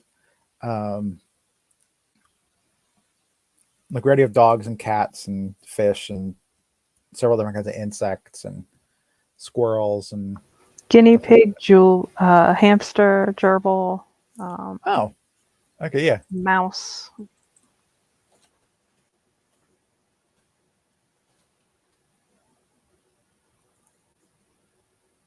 Yeah, you're right. Hamster and mouse are not in here. So I'll go with both of those. Hamster, mouse. Oh, Rochelle says chameleon. That's a good one too. I might have that one on there. No. Oh, okay, not chameleon. I have iguana. Oh, what about parrot? See, that's a good one. Okay. What about turtle? Yes. Sea I have turtle's sea on here. turtle. Oh, that's funny. I should have known that. That was the thing I played in Mhm. the example thing. So yeah. Well, that works out though, because chameleon and parrot leave us with one more. Better Julie says deer and kangaroo. I'm going to see if either one of those is still free. Deer's not on here. Neither is kangaroo. So I'm going to get rid of one of these here. Let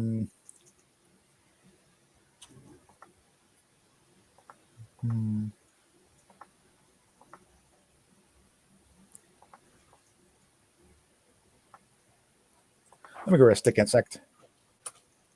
Oh, that's fair. Rochelle says that hagfish is a kind of eel. So okay, that's good to know. I didn't know what a hagfish actually was. So that's good to know. Where are you, eel fish? Or I mean hagfish. There we go. Okay, so I'll replace hagfish with deer. And then we'll put kangaroo in this last spot. And then we're all set. Then we're going to do another page just like this. And this is actually going to be the left side of a page here. Like this will be on the left, and then this one will be on the right. So this one should keep the table as it is so that it'll be facing the outside of the zine. This one should be rotated around though. Both of them will face, like if you hold the zine open, it'll face outside. It'll be easier to read it. So we're going to rotate this all the way around. Also, I think I need to center it. There we go. Yeah. And then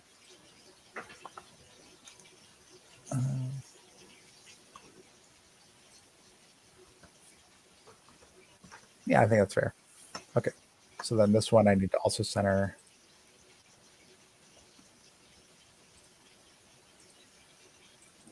Oh, I need to add the song to my like very best to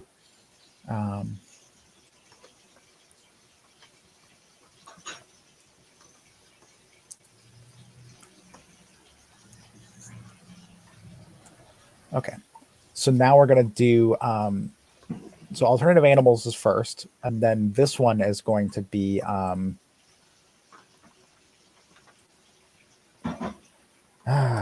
something about mythological animals or fantasy related words that start with F.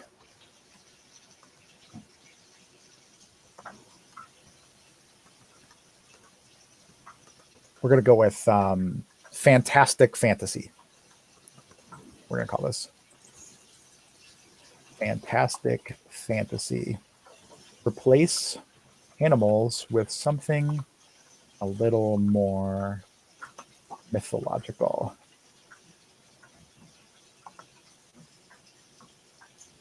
We're going to do the same table, but we're going to use mythological creatures instead. The first thing going here is unicorn. And when I say mythological, I mean anything fantasy based. So like a centaur. Yeah, that's funny because that's what I was just saying too. Dragon. Yeah, dragon is a great one. Pegasus. Yeah, nice.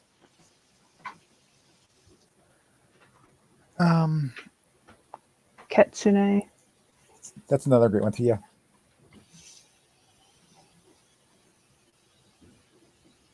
Cthulhu. Just kidding. Hey, I'm doing it. I was actually just trying to decide if I should, if it's any kind of insensitive to include leprechauns. Yeti. Yeti's a good one. And Rochelle just said Bigfoot too. So I'm going to put both of those in like separate parts so that they're not right next to each other. Jabberwocky. Oh, Jabberwocky's good. And abetterjulie says Phoenix. Nice. Fairy. Wisp. Wisp was a good one too. And fairy, of course. Genie. We'll just do that too then.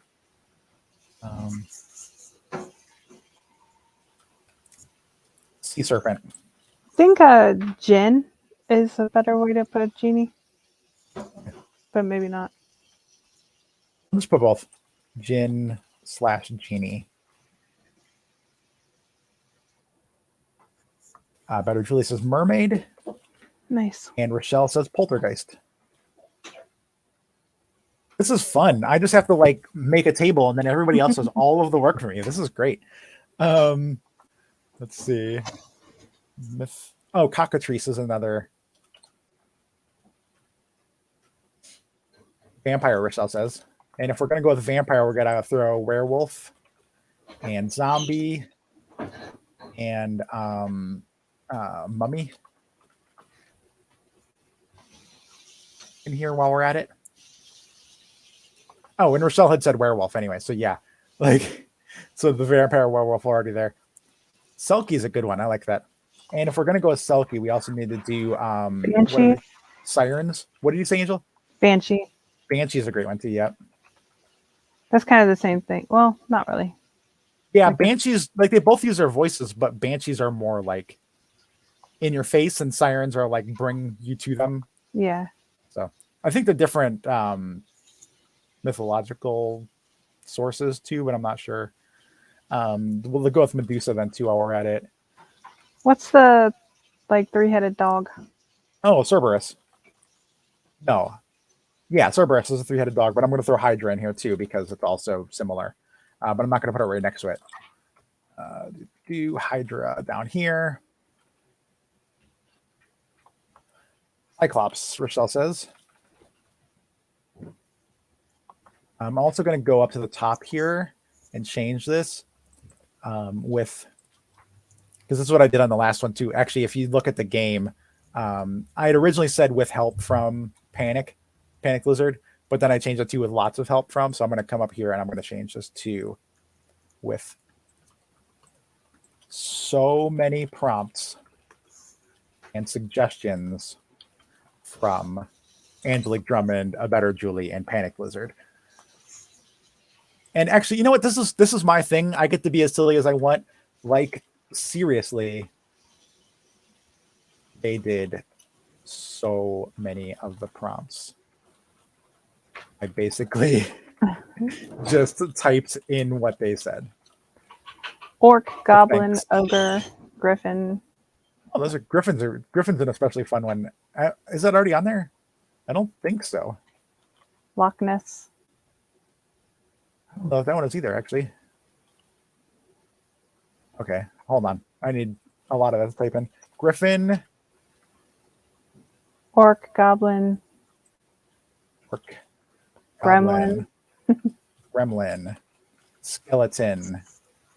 A golem. Golem's fun, yeah.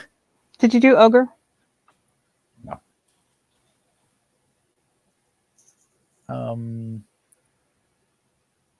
A basilisk?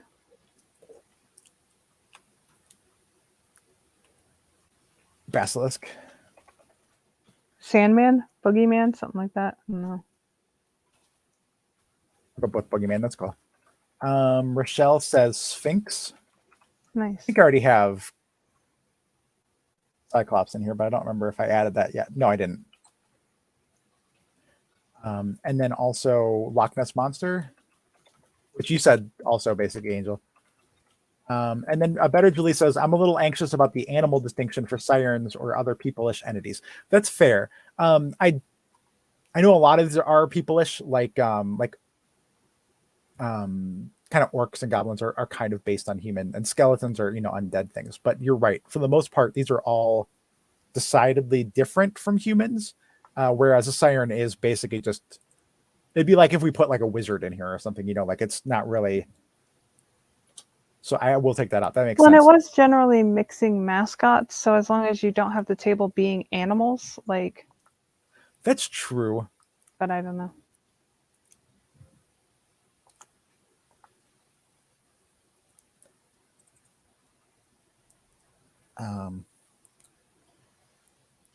Enough. Okay, Rochelle says, what if you said replace animals with beings a little more mythological to better note not necessarily animals? I'm going to add a little bit to that too. Enough of this animal only. Enough of this animalstocracy. Cupid needs a few more. Or Cupid needs company or something. So then I'll throw Siren back in here because that's fair for that. What was that, Angel, about Cupid? Is it Cupid needs company? Because it's not an animal. And it's I see. That's fair. Yeah, that's true. Cupid's like Santa's human and stuff like that. Yeah, So and like that leprechauns and things like that. There are different. Yeah, and mermaids are fairly human. Werewolves turn back into humans, stuff like that. So that's fair. Oni? I have Mummy. Oni. Oni. Okay, yeah, that's fair.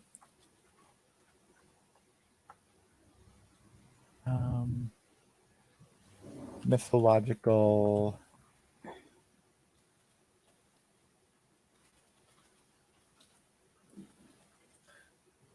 Okay. Rochelle says Harpy, Wyvern, which means I'm also going to add Drake. And I'm also going to add Slime because Wyvern reminded me of the original Dragon Quest, which is where the cute little slime creatures came from in the first place. Chupacabra is a good one. And I'm going to finish this off with Mothman, because Mothman has to be here.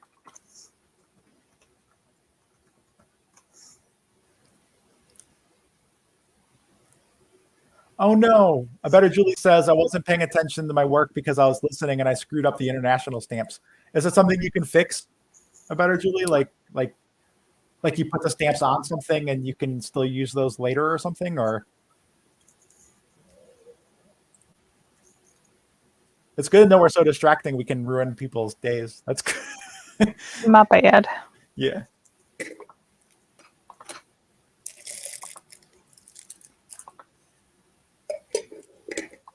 Okay, to replace the page here, this is where I'm going to put the. Okay, Better Julie says, yeah, but it wasted 2 stamps. Boo. Oops.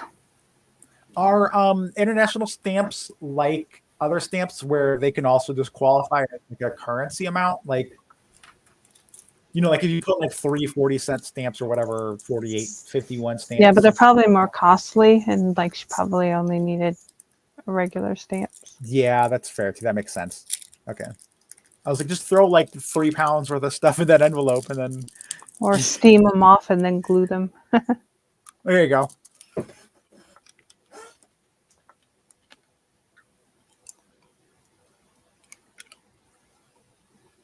Okay. One of the things I wanted to add to this zine was the other game mode.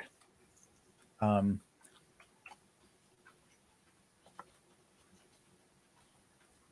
extra game mode being that you don't let other people know what your animal is, and you're trying to let some people know without everybody knowing what your animal is, and you get points based on how many people can guess your animal. So instead of you getting points for pitching an animal and holiday together well, what you're trying to do is pitch your animal in an entertaining way, but also hint at what the animal is, and you're getting points based on that instead. Or it can just be like a bonus, like after the original. Yeah, that's what I'll do. After the original scoring round, you then get another scoring round where people try to guess what animal yours is, and people are given points based on that. Better Julie says it's okay. I know better. And yeah, stuff happens. It's understandable. I can't tell you how many times, like, because we mail out zines and stuff sometimes, how many times we have, like, I've put a stamp on weird, or like I put the wrong kind on it or something. So that's totally understandable. In fact, give me 1 second here too.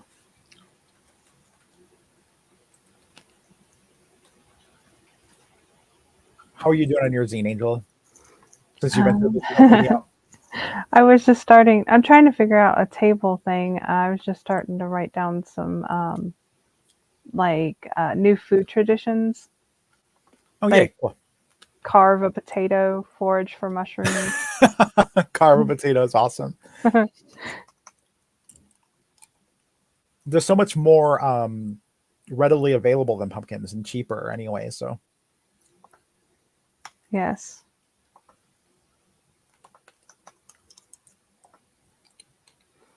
Maybe something weird like see how many like watermelon seeds you can hold in your mouth, like when you eat a watermelon. Oh, that's awesome. Like you keep eating watermelon and like as you're eating gathering the seeds. Like people would choke. That's terrible. But something weird like that. Okay. Oh my goodness, a better Julie. I am so sorry. I knew your name was familiar. I didn't know why. And then as soon as you said that about mail, it hit me. I'm going to throw this on the screen. A better Julie runs a Patreon like we do. Oh, okay. I've actually, out of everybody I follow on Patreon, Julie's is the only one who actually will like comment on stuff. Like, oh, hey, something's going on. I hope you're okay with me sharing this on screen, a better Julie, but I'd seen you put this post out because I'm just a free member over there. The March wrap up. And I remembered seeing these animals these creatures here, and they're so cute. The one on the left, when I looked at it, I never commented or even liked this one, I don't think. But I did read it in my email. And this reminded me so much of like old school cartoon drawings. I thought it was really cool. So like, just so you know, I did appreciate that. And I love this like colored tape to like seal the envelope is really, really cute too. So, but I'm going to throw this here. Everybody should definitely head over to abetterjulie's Patreon and check it out, and at least join as a free member, if not, actually as a paid member. Like Better Julie does really cool stuff over here, and like these tiers are like very affordable price wise too. So definitely head over and check that out.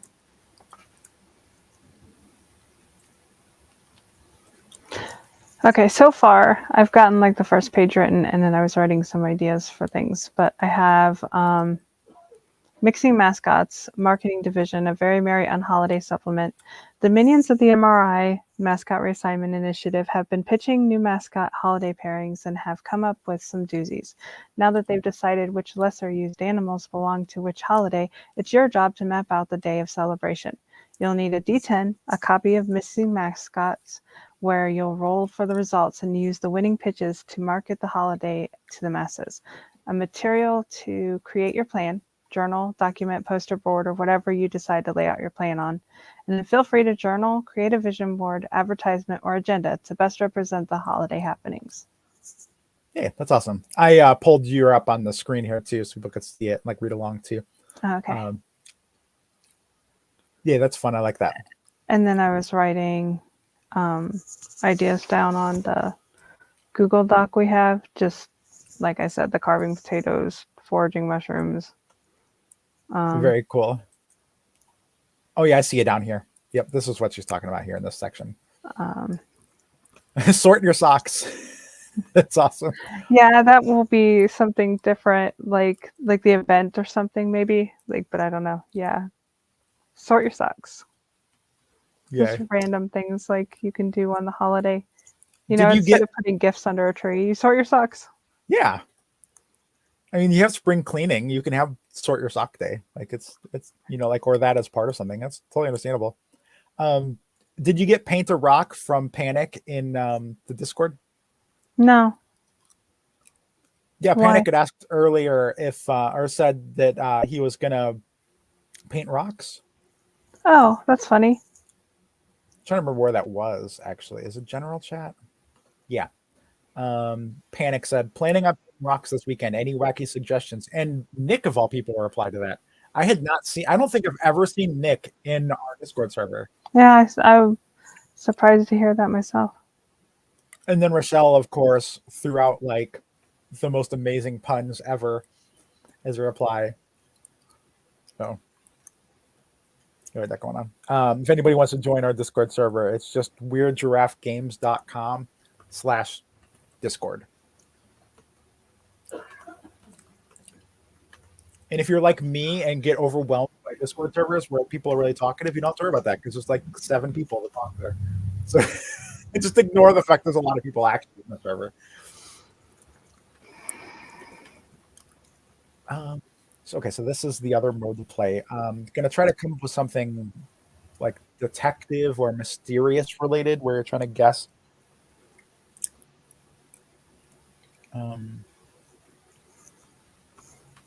Mysterious mascots. There we go. Hold a bean feast.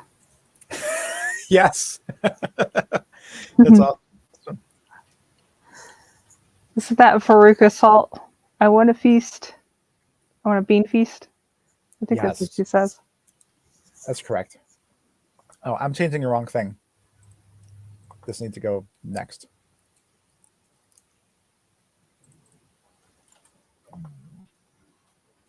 New game mode. Mysterious mascots. Underline? Yes. Okay, cool. Some fonts don't let you underline. A Better Julie says, how about mail a letter to a friend? Nice. Speaking of which, I know that Panic isn't here anymore, but we still owe Panic his zines too. We'd given out. We had 2 giveaways. One person's gonna get all of our zines that we'd made before Zenuary, which was February of this year. One person's winning all of our Zenuary zines, which is what we're making right now. These are 2 of the 26 of them. And Panic had won the all of our zines before Zenuary. Oh, Panic one? Yeah, I didn't Panic's the know person that. that won. Yep. Yay. That's fun. Yeah, I even like took a screenshot that was the number that came up randomly and everything, because like at the time, Yeah, they're all printed out. They're all folded. They're all sitting right, like maybe 3 feet away from me on a table, judging me that we don't have it in the mail. So exactly. my bad, but we will get it. It's been raining. We walk out to the post office. Like I still have to figure out what kind of envelope I want to put it in to get it mailed, so that we don't get them destroyed before they get to you. We've never mailed out that many zines at a time. Yeah, exactly. We've done like 6, maybe, or like 8 or something at most. Sometimes I'll stretch it, and like we have a scale, so I'm just weigh out the 2-ounce stamp, and we pile in as many things in there as we can when we mail things out. So it ends up being like 6 zines, a letter, a bunch of stickers, a couple of the cards that I laminated for the that little 9-card thing that we have. Yeah. Why is my brain not 12-word RPGs collection? Oh, that yeah. One. I was like, why is Yep. my brain not The cards for those, yeah. Yeah, I include like 2 or 3 of those in there. So I'll pack that thing for the 2-ounce stamp. Heck yeah. Speaking of which, we are in the process of discussing some things to make the Enlightened Egret tier of our Patreon a little more valuable. And one of the ideas is actually to mail stuff out. So we are considering doing that for our patrons too. abetterjulie says it's amazing how much planning goes into mailing things, honestly. And yeah, that is true. We've been lucky that we got these kind of almost like gift card size envelopes, but they're a little bit thicker cardstock, and like some 2-ounce stamps, and they pretty much covered anything that anybody's ordered from Itch and stuff, or the swaps that I've done. Because yeah, I can tuck 6 like mini zines in there, and a letter and a couple other things, and it seals up fine, and they don't shift around. So I end up taping it just to make sure it doesn't pop open, and we haven't had a problem yet, so that's good. But luckily we've gotten that. But I know those little half manila envelopes are what a lot of people mail their stuff out in. So that might be something if we end up mailing more things that we consider doing. I've been kind of eyeing those half-page zines and thinking about making a couple of different formats that way. But yeah, I'm trying to find a card stock that I like that's a little bit thicker for the card games that we are doing. And also like just the colored paper that people use. Like I don't know. Yeah, I always think that's neat too. Yeah, so there's a few things we'd like to get going on for that, but haven't. I think the dollar store usually carries like construction paper. I wonder how much it is. Like it's usually construction paper is pretty cheap. I wonder if we could just like go over there and like buy a pack, throw it in quarantine for a few days, and then. Well, that would print, but we could try. That's what I'm saying. Yeah, like if we just try it, because I'm pretty sure we have some construction paper around here, on Mom's desk or something like that. So we might be able to try it. Because I had cleared out that footstool thing that had the paper in it, I think. So I don't know where I put that, but it might be in that container that's under your trash can. Oh yeah, that makes sense. That would be the most sensical place I would have put it, but who knows with past me. I might have been sensical that day, I might not have. I always have to play detective, and it's like, where would I put this if I was in this mood? Yeah, exactly. And then it's like kind of reverse engineering, like what would have made the most sense at the time? Like, well, I used to be a third shift night auditor, And I couldn't wake people up at 4 o'clock in the morning to ask them what the heck they were thinking. And so I had to like basically fill that in. And then I'm like, okay, if I were them, what would I have done with this thing? And then I figure it out. Like check the trash can and find, the missing credit cards, like charges that you couldn't rectify. Like, and I found a bunch in the trash can. And then the next day when I asked them why on earth they threw away, credit card receipts, they said that they thought they were duplicated because the printer printed weird. And they were not. So we didn't balance that day. And it was, so I've had some really challenging, let's figure this out. Rochelle says, and it made sense at the time, of course. And then abetterjulie totally agreed with that. Yeah, that is fair. At the time, it makes sense. Yeah, when you're in your current mindset and you're like, hey, I would have put it here. That's not who you were. It's like, okay, who was I at the time that I had this? Like, oh, yes, this. Or you find it and you're like, oh, yeah, I totally put it there for this reason. Now that makes sense. Yes, exactly.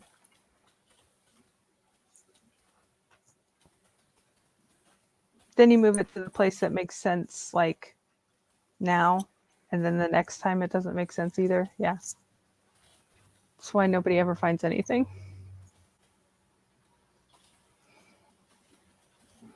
Rochelle says, I'll put it where there's no way I'll forget it 5 minutes later, ... Yup. Yeah, I totally 100% can relate to that. abetterjulie says, I own a nice pair of binoculars, but I put them somewhere safe. It's been a year and we still haven't found them. That's fair. Somewhere very safe. Yeah, it's very safe.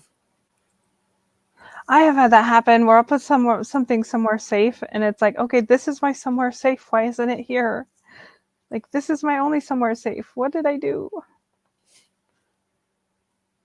Or I can't find something and then I find out it's because it got moved by somebody else. And it's like, this is why it makes no sense why it's here, because you moved it there.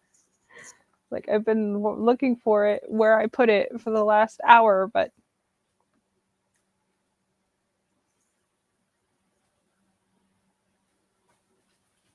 Yes. Oh my goodness. I hate that. You're really good about it, luckily, but like I am terrible at losing things. yeah, And then I'm normally terrible if I put something somewhere, I know where it is, but then it's like there's always these outlying things of someone started talking to me and I set it down somewhere really dumb, like so that I could go do the thing that someone asked me to do. Like, I'm easily distractible, and if I got distracted, it doesn't go where I intended, and then all is lost. Exactly.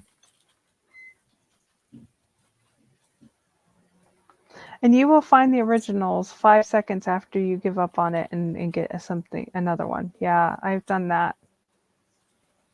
I think the weirdest thing, like speaking of, like that I have like ever encountered when it comes to trying to find something. Again, when I was working at the hotel and working third shift, so it's 3 o'clock in the morning, and apparently my mind isn't all there all the time at 3 o'clock in the morning. I went to vacuum the floor, and I swore that I went and got the vacuum, and I could not find the vacuum anywhere. And I looked around and looked around and looked around, and it wasn't in the closet. So it's like, see, I got it. I got the vacuum, or it would be here. So I go look in the office again, can't find it, can't find it. So I have to go back to a housekeeping closet to get a different vacuum so that I can vacuum. Go back to the, housekeeping, get the vacuum, plug it in, vacuum, go to unplug it, and literally the vacuum is sitting beside the vacuum, like right there, right in the middle of the room, literally back to back. Like I would have tripped over it. And it's like, how is that vacuum right there? It freaked me out so bad because it's like literally I would have tripped over it. I've even set it where I would always plug it in, and it was like I would have had to have set the vacuum right beside the vacuum to plug it in, and I didn't notice it until I was done vacuuming. I'm like, how is that there? It's so weird. To this day, I can't explain how that happened. It was a vacuum ghost. You're right. Vacuum ghost, indeed. It was very do. I have no idea. Mm. There you go. Yeah, another cute animal. Oh, I love that one. Yeah, that's the other game mode where you're trying to guess at what the what animal it is. So I wrote out all the rules for that. Cute. So yeah, I'm this too is the. busy telling old stories. I like that though. That's great. I've got a front cover. I've got an introduction to how it works, and then on the same spread is the new game mode. Then the next spread is an alternative animals table and a fantastic fantasy table. So you can replace the animals for the holiday there. I am now at 5 pages, which means I would need at least 3 more because these are 4-page zines. Yeah, Rochelle says, come for the game design, stay for the stories. I love it. And yes, a better Julie. That was definitely some Twilight Zone stuff. We at the movie theater I first worked at, it was just like really long corridor to walk down, and before the lights were turned on, it was almost pitch black, like super dark. And we're in the middle of a mall, so like that didn't help either. People kept talking about how it was haunted over there. And to get the lights turned on, like if you were the person opening up that part of the theater, you had to get like one of the flashlights that the ushers used, like when you walk in the movie theater and you're making sure like nobody's doing anything they shouldn't be doing or like being rude or whatever, recording the screen or whatever. We had to walk like so far down and then go into this room had like a bunch of stuff in it, go all the way to the back wall of it, and then flip the breakers on. It always freaked me out so bad. Plus, I was like 19 at the time, and I never worked a job before that, so like that was super fun. Does anybody have a series of unfortunate events story around work? Like you're trying to do something and like that day just didn't work out?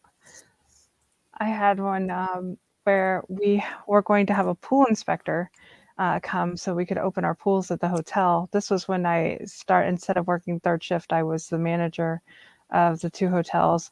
And we went to get the inspection, and something happened where both of our pools actually failed. And they said they'd be back the next week to see if they could open it, but it would have meant that we didn't have a pool for Memorial weekend, and that was just a huge no.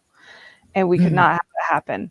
And because we would open up the pool from Memorial Day to Labor Day at the hotel, and yeah, we couldn't open it because just something random. It wasn't anything too bad, but like a sign needed repainted, or a latch needed repaired on the gate, but something happened where we needed those repairs, and there was just one too many of them. So I got it so that we could get the inspector back to the hotel.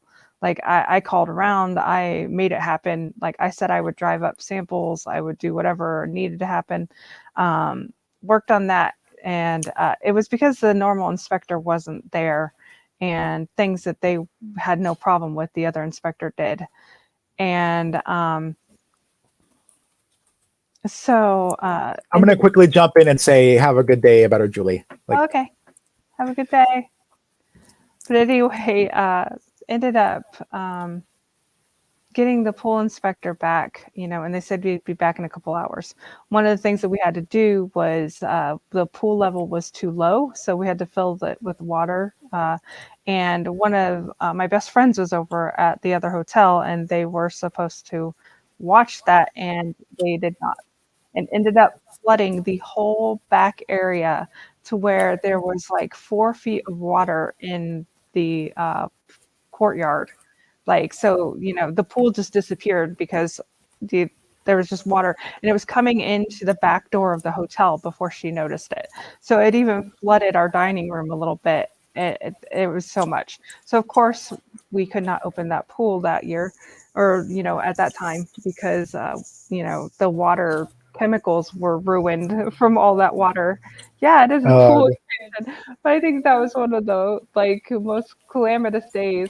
Like she had to go home because it was, she had to go pick up her kids at school, and so it was her time. And she's like, she called and she said, "I'm so sorry, I overflowed the pool. I have to go." like I'm leaving, and it's just like I come down and I called the maintenance person because we had been working on this all day. We had it set up. We had the, person coming to inspect. And they were going to be there in a half an hour, and water was everywhere. And I called him down, and he came in, and I was just laughing hysterics. I couldn't even explain what happened. And he's just like, "What's so funny?" And I pointed down, and he just like, just as he was stepping into like this huge puddle, and he's just like, "Is that the pool?" It's like, "It is the pool." Like, Yeah, Nick. we're not opening that today. Like, no, that's not happening. But that was one of our crazy days. You had a lot of crazy days for sure.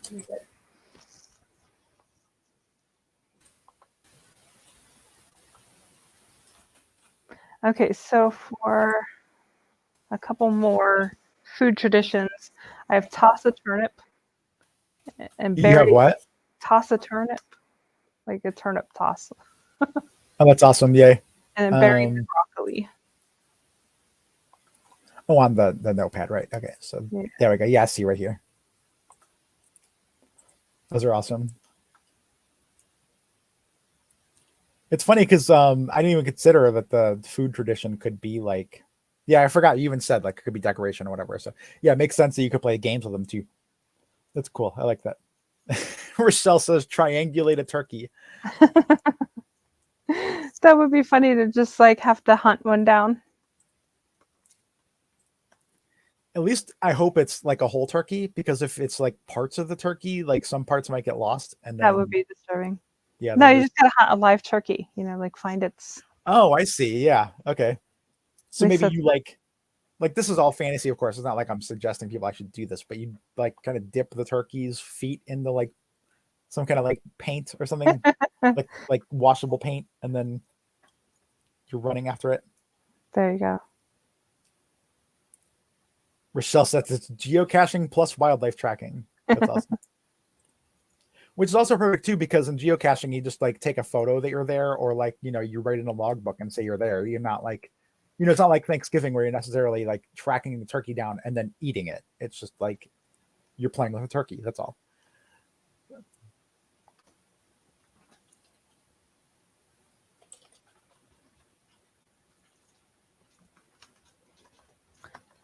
Paint a pear. Make the pair kind of like dying Easter eggs. Yes. Cool. Um, Goodness, can I spell pear? I'm like, not that pear, not that pear, that pear. There we go. Panic says some geocaching is take a thing, leave a thing. That's my favorite kind of geocaching for sure. We've actually found some pretty cool stuff in some geocaches before. We always like brought stuff with us, so we thought was cool too, so we could always leave stuff. We found a like cool keychain that was like a punch buggy, a VW bug, and it had a actual geo tag. So we found one of those, and then we got to look it up, like where it had been. We still have to put that in a geocache at some point, because at this point it's just at our house. We Yeah. had, or I had bought a really cool old ammo can, so that we can make our own geocache, and we just haven't done it. It's full of stuff. We just never left it somewhere. But I had planned on having that geotag key in ours and just hiding it. Yeah. We definitely need to get back into that. And it's like getting to be nicer weather now, so maybe we can. Honestly, that would probably be a great idea. Like if we could just maybe in like a few weeks or something when the weather's nicer, because this whole week is like raining / snowing again. Maybe we could go up to the park and just like walk That'd be around and like nice. hang out. Like, because the mosquitoes hopefully aren't bad or yet anything either. So Honestly, it's like a really bad time for it, because it gets super muddy, and then like you'd have to get that's different true. shoes. I actually bought lace up like high top boots, because the first time I went walking out there, I had gotten a new camera, and took a bunch of pictures and stuff, but I had gotten into this mud bog, and it sucked my shoe off unexpectedly, and so I went flying forward and just caught myself before I like went slamming into my brand new camera and broke it. But I had taken a shower, went to go take pictures, came back covered in mud, and my mom was just like, "Oh my goodness, what even happened to you?" But I was a good 2 miles away from the car. I had to put my muddy sock back in my shoe and like squish all the way back. Oh, it was so gross. But hey, it was an adventure and a story to tell. Awesome. I do remember that. Like you talking about that one. It also reminds me too of like the worst freaking day of Rent-A-Center work I ever had. Probably the worst day of any work I ever had. Um, Weirdly, that's the worst one. Um, Not long after I started working at Rent-A-Center, which we did a lot of like driving around in the box truck. It was I think the first day I drove the box truck myself. I was trying to find a house, and our box truck was kind of bouncy. We called it Kermit because it was a flat nose truck too, and it took like a pretty hard bounce on this road while I was driving, and I overcorrected and rolled the truck down a hill, and maybe like a few weeks later, a couple weeks later or something, I was sent out to that location to clean up the mess that I made, which like everybody that I worked with aside from the manager was even like, I don't know why you're the one has to do that. Like, that's ridiculous. But when I went out there, the van that I drove got stuck in mud. And to clean up, it was a little swamp thing. Like it was at least waist high water that I had to trudge through. And there were like bugs in it. And it was just really gross. And like, it was so muddy that like my shoes kept getting stuck in everything. And like, I did it for like maybe 20 or 30 minutes. Oh, And then I that's was like, terrible. yeah, then I was like, you know what? I don't even care. If anybody says anything at this point, I just freaking quit. I got everything I could get. And then somebody else had to come tow the freaking van out of there. And like, so, like the two first experiences that I had there with driving, or two of the first, were destroying a truck and then getting a van stuck. So, Oh no. yeah. I'm trying to think of a trick or treat alternative, like something really weird, like for canned goods or something. Something awkward you'd have to carry around. Or like, it doesn't have to be really weird, but something alternative to trick or treat. Like that would kind of be obvious that like, That it's basically that. yeah. Door to door collecting. Rochelle says canned costume. That'd be funny. Like everybody wore a different can kind of thing. Panic also says worst day of work I had was Labor Day weekend when I worked at the mall. I can only imagine mall work on really busy shopping days. Yeah, I had to do Black Friday at the mall. It's not fun. Yeah, I think like 2 months after I started working at Walmart was when Christmas hit, and that was also really fun. I'll do one better. Having to work at like it wasn't a Hallmark, but it was a gift shop in a tourist town during the Beanie Baby craze when we just got a Beanie Baby shipment in. Oh That no. I actually literally lost my voice. Like I couldn't talk for a couple of days. It was just gone because everybody kept calling to see how it was going to be done. And they were going to be doing this elaborate lottery thing.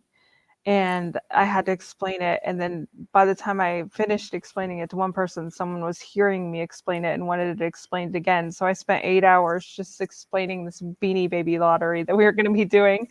And it was just nothing. Like I had no voice left. Good grief. But yeah, we had gotten this huge shipment in, and they couldn't just let people first come, first serve it. They had to like draw numbers, and then people could pick 5 of the beanies that they wanted and then go buy them. I was there. I remember having to work the Beanie Baby lottery day too. That was definitely interesting.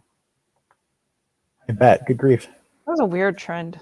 Just like a cheap little stuffed animal. Calm down.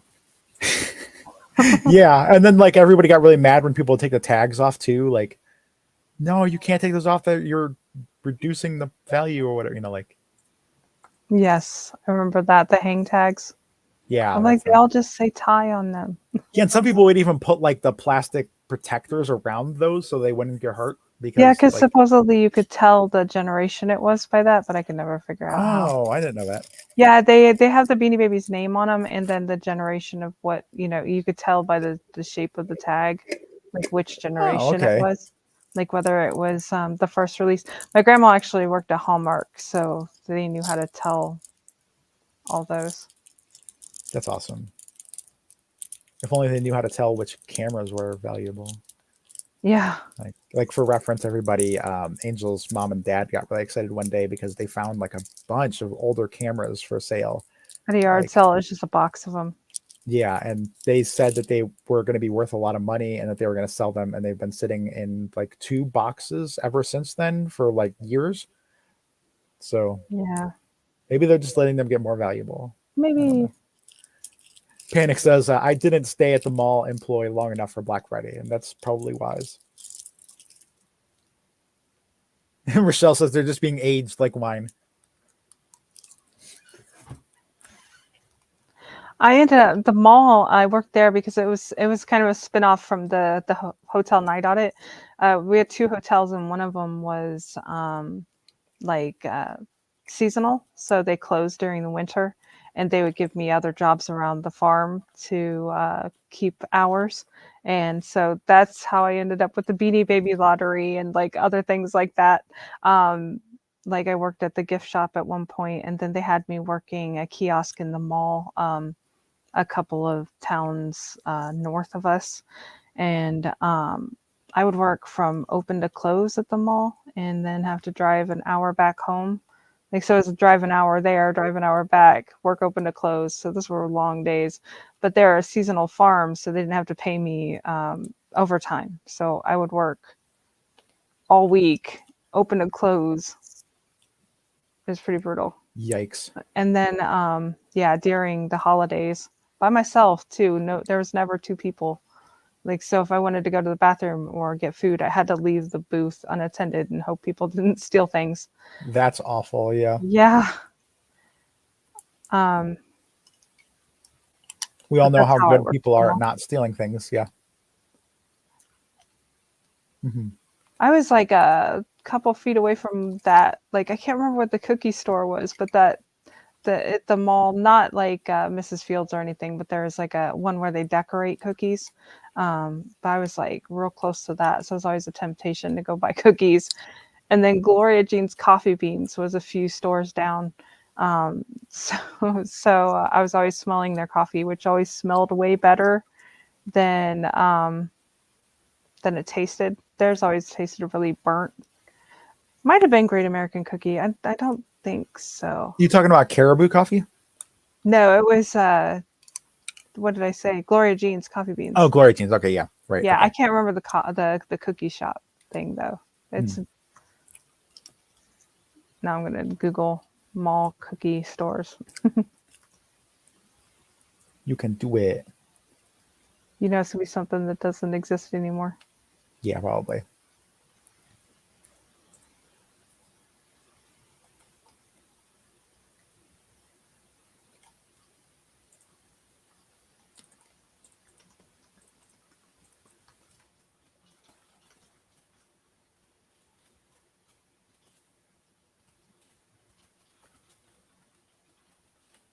Maybe something like the original Cookie Company or something. Like I don't know.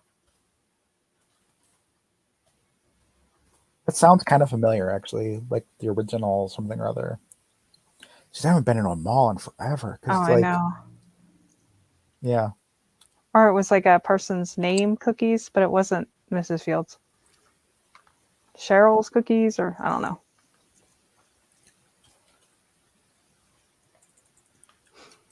But yeah, I always could smell Gloria Jean's coffee, and I'd go buy it, and you could not add enough sugar to their, dirt tasting coffee. It was so strong. And they had the cane sugar instead of regular sugar, so then it was like crunchy. I don't know. I Hmm. always got disappointed because I got sucked into the smell, and then it's like, nope, this tastes horrible.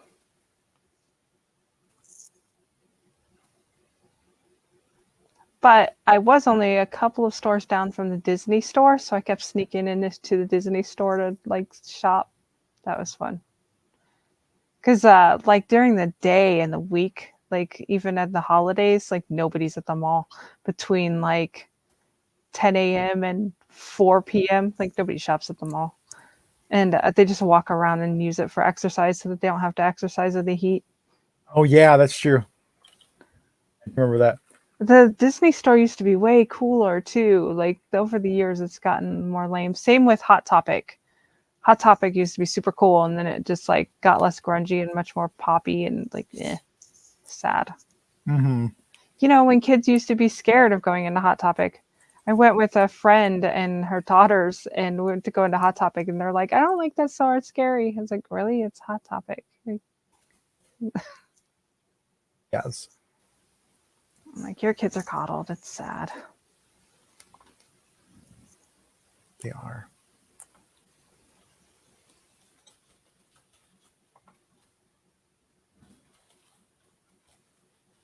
Right. I was thinking Spencer's is a lot scarier too, especially the back of the store.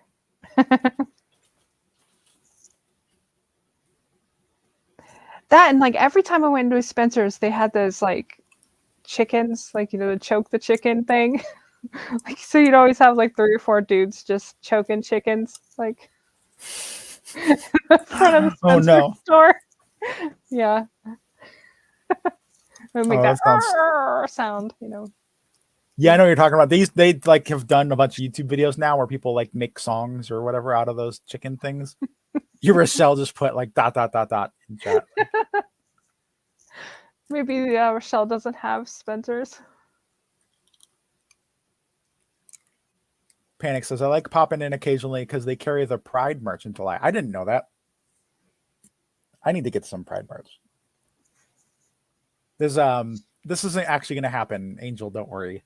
But there is a big part of me that's like, hey, when Angel's parents get old enough that they can't go outside anymore on their own, I'm gonna put 30 freaking rainbow flags outside.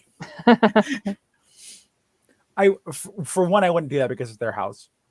For another, because when we had another person living in this house with us who was really rude to everybody, we would get our house egged or toilet papered or like people Something knocking on our else they doors do and in stuff. this town, sorry to interrupt you, it just You're reminded fine. me. They actually like sell this as a fundraiser at the school that we live next to. It's called flocking, and they have a whole bunch of flamingo lawn ornament things, the thing that like you kind of drive in, they're staked like flamingos. And so they have a bunch of pink flamingos and they'll put them all over your yard and they say you've been flocked.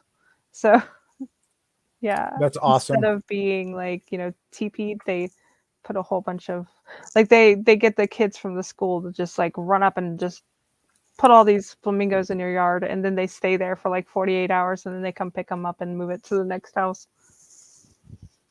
Rochelle says, I want to get flocked. But yeah, there's a time of year where like everybody gets flocked. They used to do like instead of TPing here too, they would do plastic forks, and they would do your whole lawn where you'd have to pick up plastic forks out of your lawn, like before you could mow and stuff. They would just stab them into your lawn, and so you'd get forked too. So I Oh think my the goodness. forking turned into flocking, Oh no. and they'd saran wrap your car. That's awesome. I remember I did that with toilet paper instead of saran wrap because we couldn't afford the saran wrap.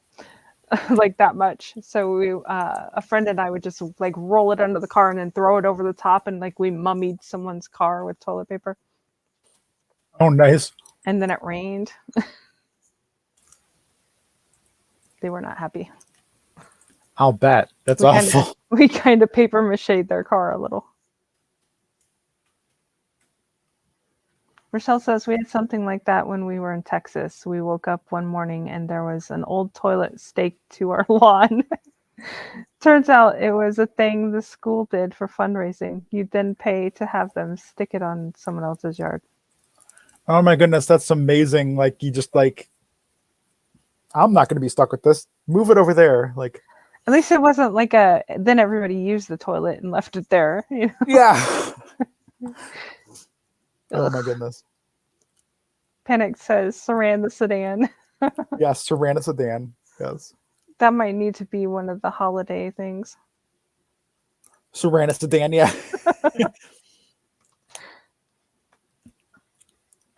Oh, that's amazing.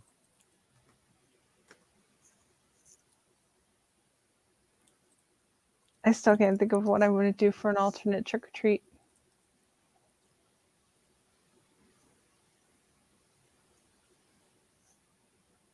You just call it treat or trick, and then like you're putting the treats first, like they should be. I'm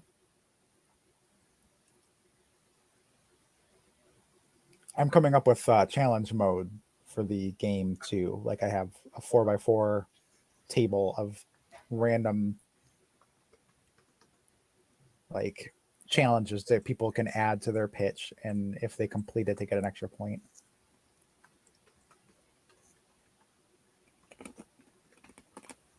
Rochelle says goods or get grumpy. I was thinking wine or wine. WHINE or WINE. Oh, that's awesome. That's very fitting of me too. If I don't get my wine, I whine.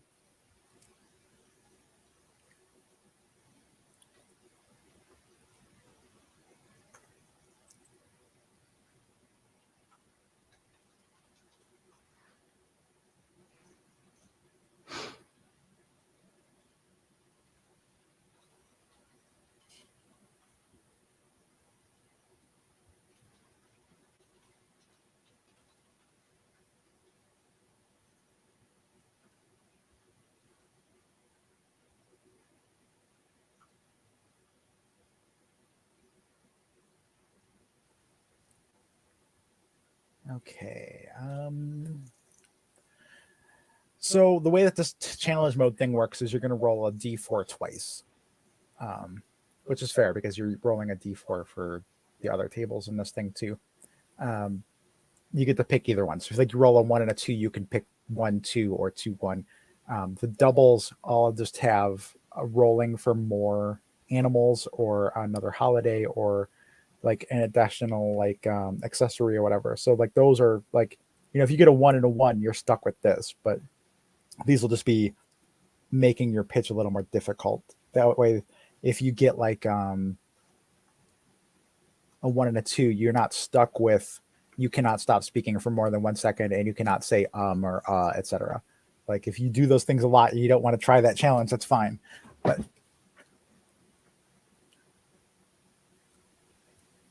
Panic says, I'm sorry, that's not a swear either. What's not a swear? I think the oh, here we go. I got it. Sweet or creep. Yeah. There you go.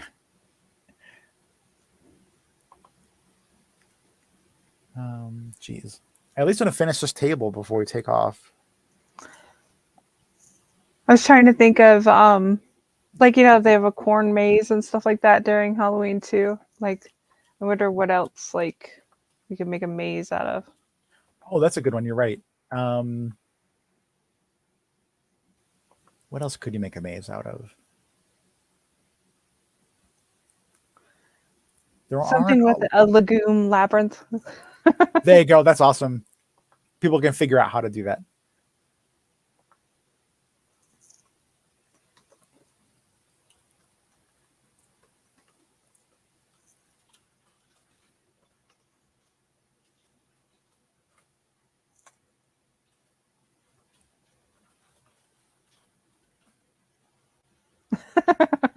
Panic says that's how you get muddy shoes again. Oh no. At least I bought the right kind of shoes to get muddy now.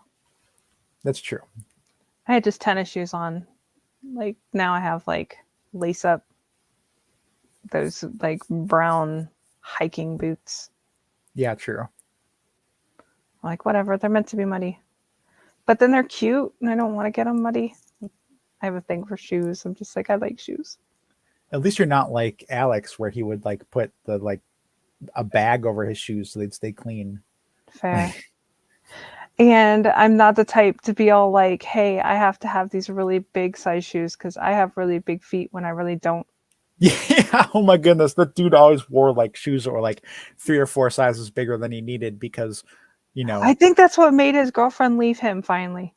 like because he was such a liar. And then she found out that he was lying about his shoe size because she like accidentally stepped on his foot and his foot wasn't there. And she was just like, she started tromping on his foot and found his foot like way like 3 inches farther back than it should be. And she was just like, oh my God, you even lied about having a size 14 shoe. And like, got all mad. Oh my goodness, that's amazing. For many reasons that we won't go into on the stream, I'm definitely not a fan of his. So that's funny to me, especially. Like, yeah,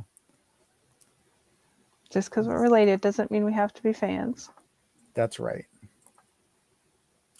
I like found family a lot better than stuck with Yes, family anyway. absolutely. Rochelle says, "Why would you do that? Big shoes are hard enough already to find. Why fake it?"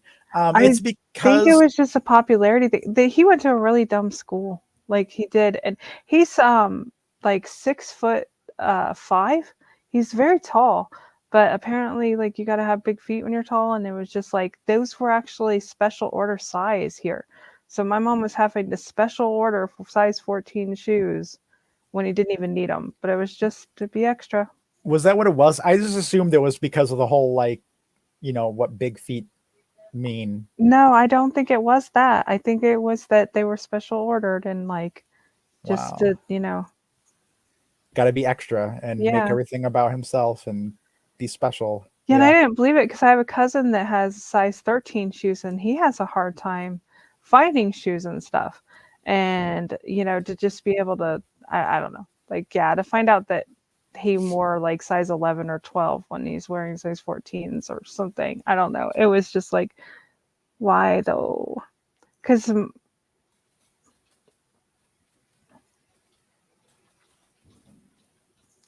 rolls eyes and 6'3" size 13s. Yeah.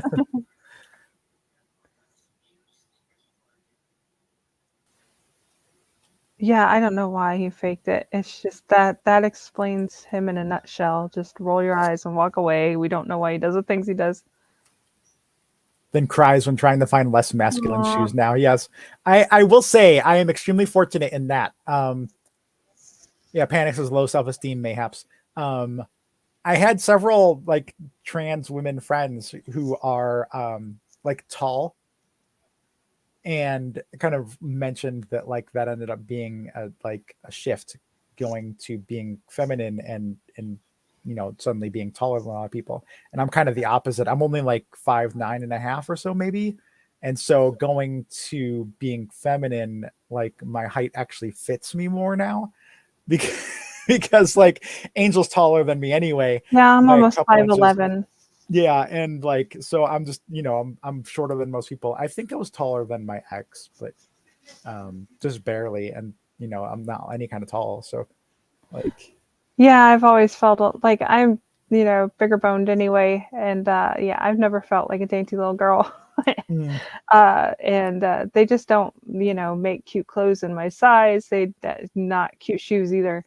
I don't know what happened with my feet. Either they shrank or they changed shoes like big time between when I was younger and now, because I would wear size 12 women's shoes, and those are very, very hard to find.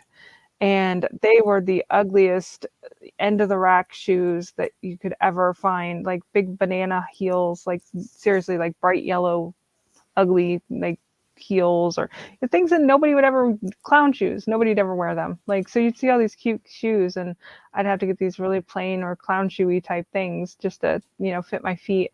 But now I'm a size 9, and I don't know how I went from a 12 to a 9, but I am a 9 and I don't have any problem finding any shoes. Just very weird. I know that I've always wore my shoes, to fit my feet. So yeah. my mom is 5'4.5" Panic, so she always said she had me tall to reach things. My brother is a 6'4.5". I'm 5'11". Like a lot of my cousins are. I'm the tallest girl in our family, but all the boys are over 6'1". Like they're between 6'1" and 6'7". Like they're all very tall.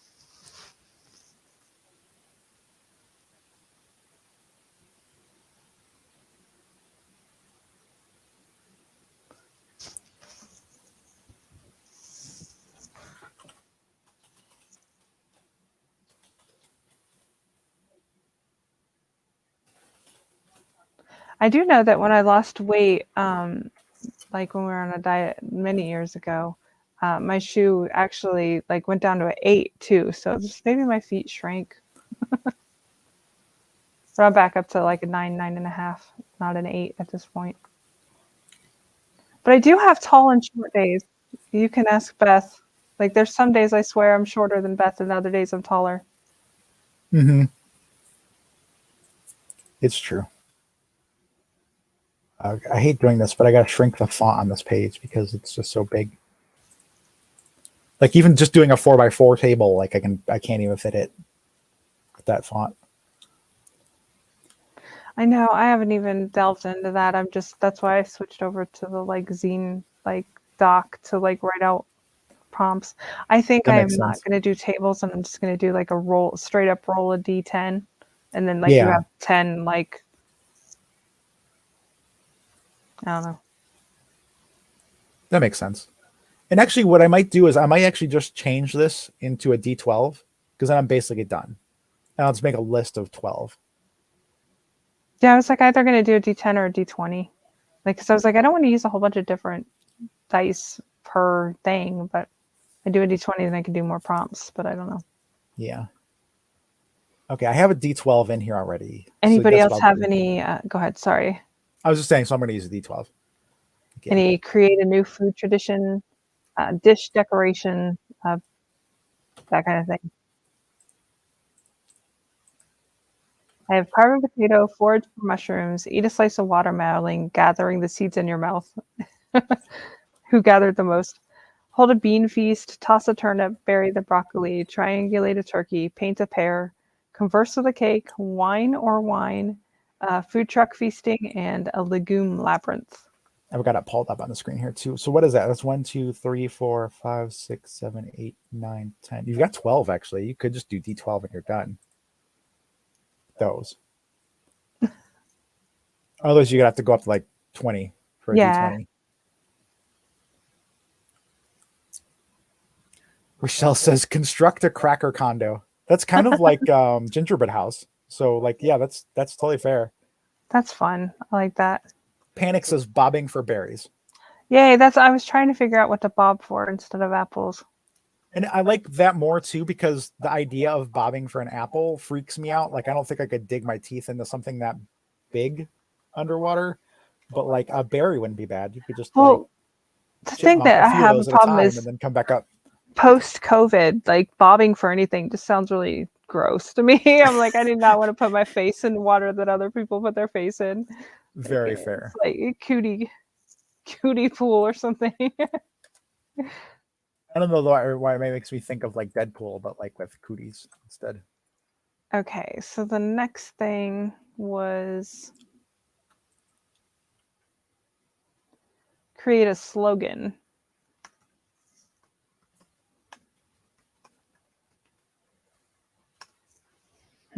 That was gonna be a lot harder. Honestly, I just figured you kind of just look up a bunch of different slogans from different companies or whatever, or like quotes, like famous quotes or something. Oh, that's amazing. Rochelle says, apparently pumpkins are berries, so your size range choice is wide.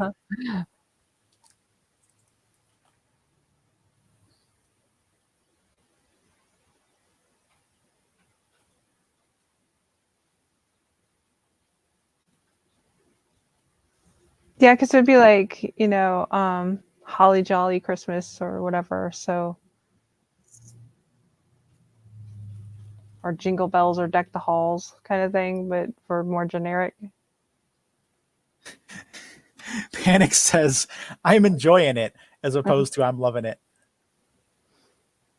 It's fairly comparable. It's fairly comparable.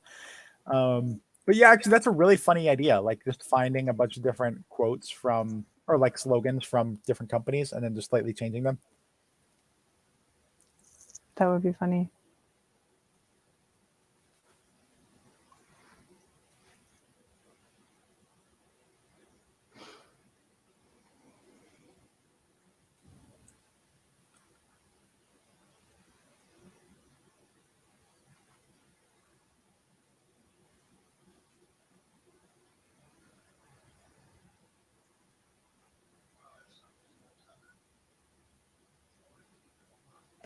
And then the only thing I can think of is like make 7-Up yours.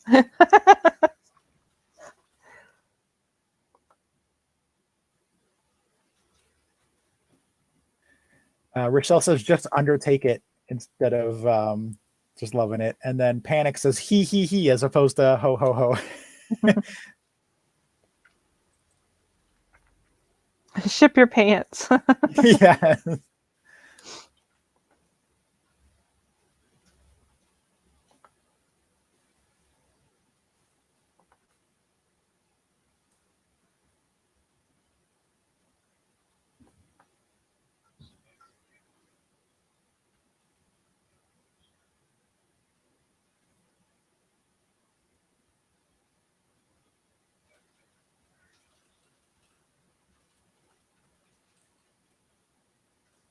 Okay. Yeah, just using a list from 1 to 12 worked way better than the way I was doing it. So thank you. That was a good idea.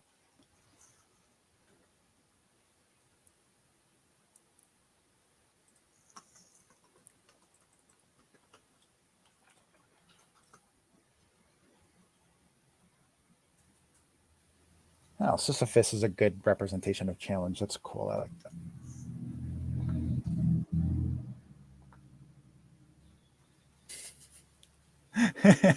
This image is just hysterical. I was looking, like, I looked for the word challenge and it came up with like a couple like Sisyphean things. And then I searched for Sisyphus and there's just this picture of a dude who's got like sweat coming down off of his head and he's shirtless. And it's like a cartoon looking thing, of course. But like he looks like he's running away from the boulder. Like he must have gotten, he might be carrying it, but if so, like that's definitely the wrong size boulder. But like it looks like he's running away from it, like, and it's about With to his, crush him.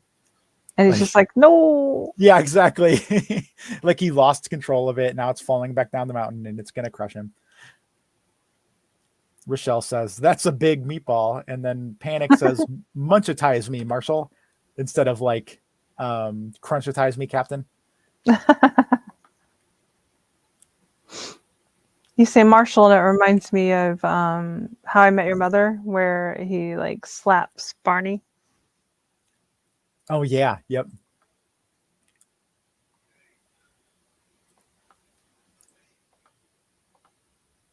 That's very fair.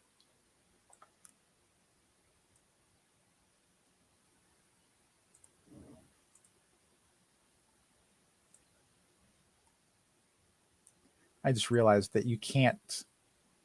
You might be able to. Hold on. Let me try that. Nope.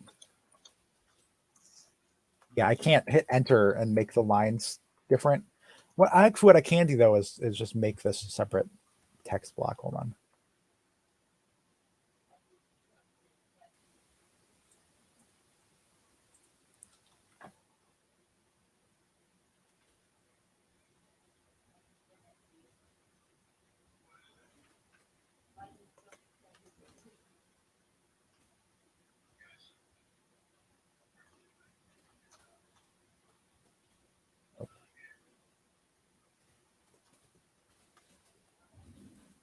I think I can make this work.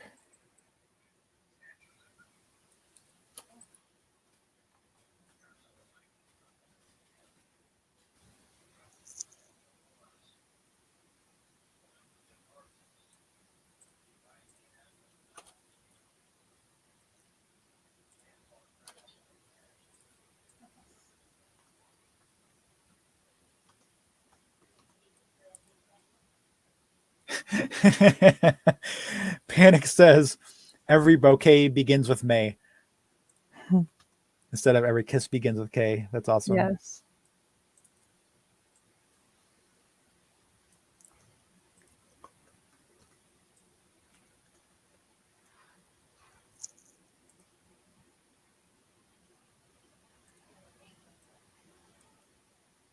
Okay, I think that works. That looks like the same thing.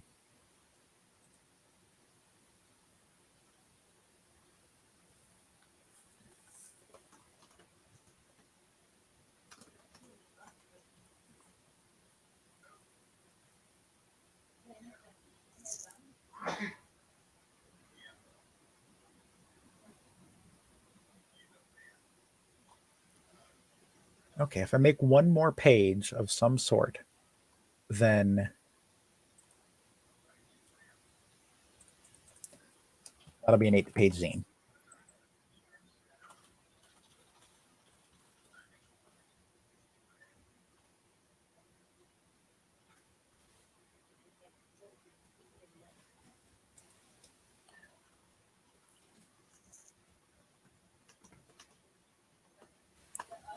Okay, I am going to take off because it's actually half an hour past when we were going to stop, and we've got to get dinner made for everybody in the house.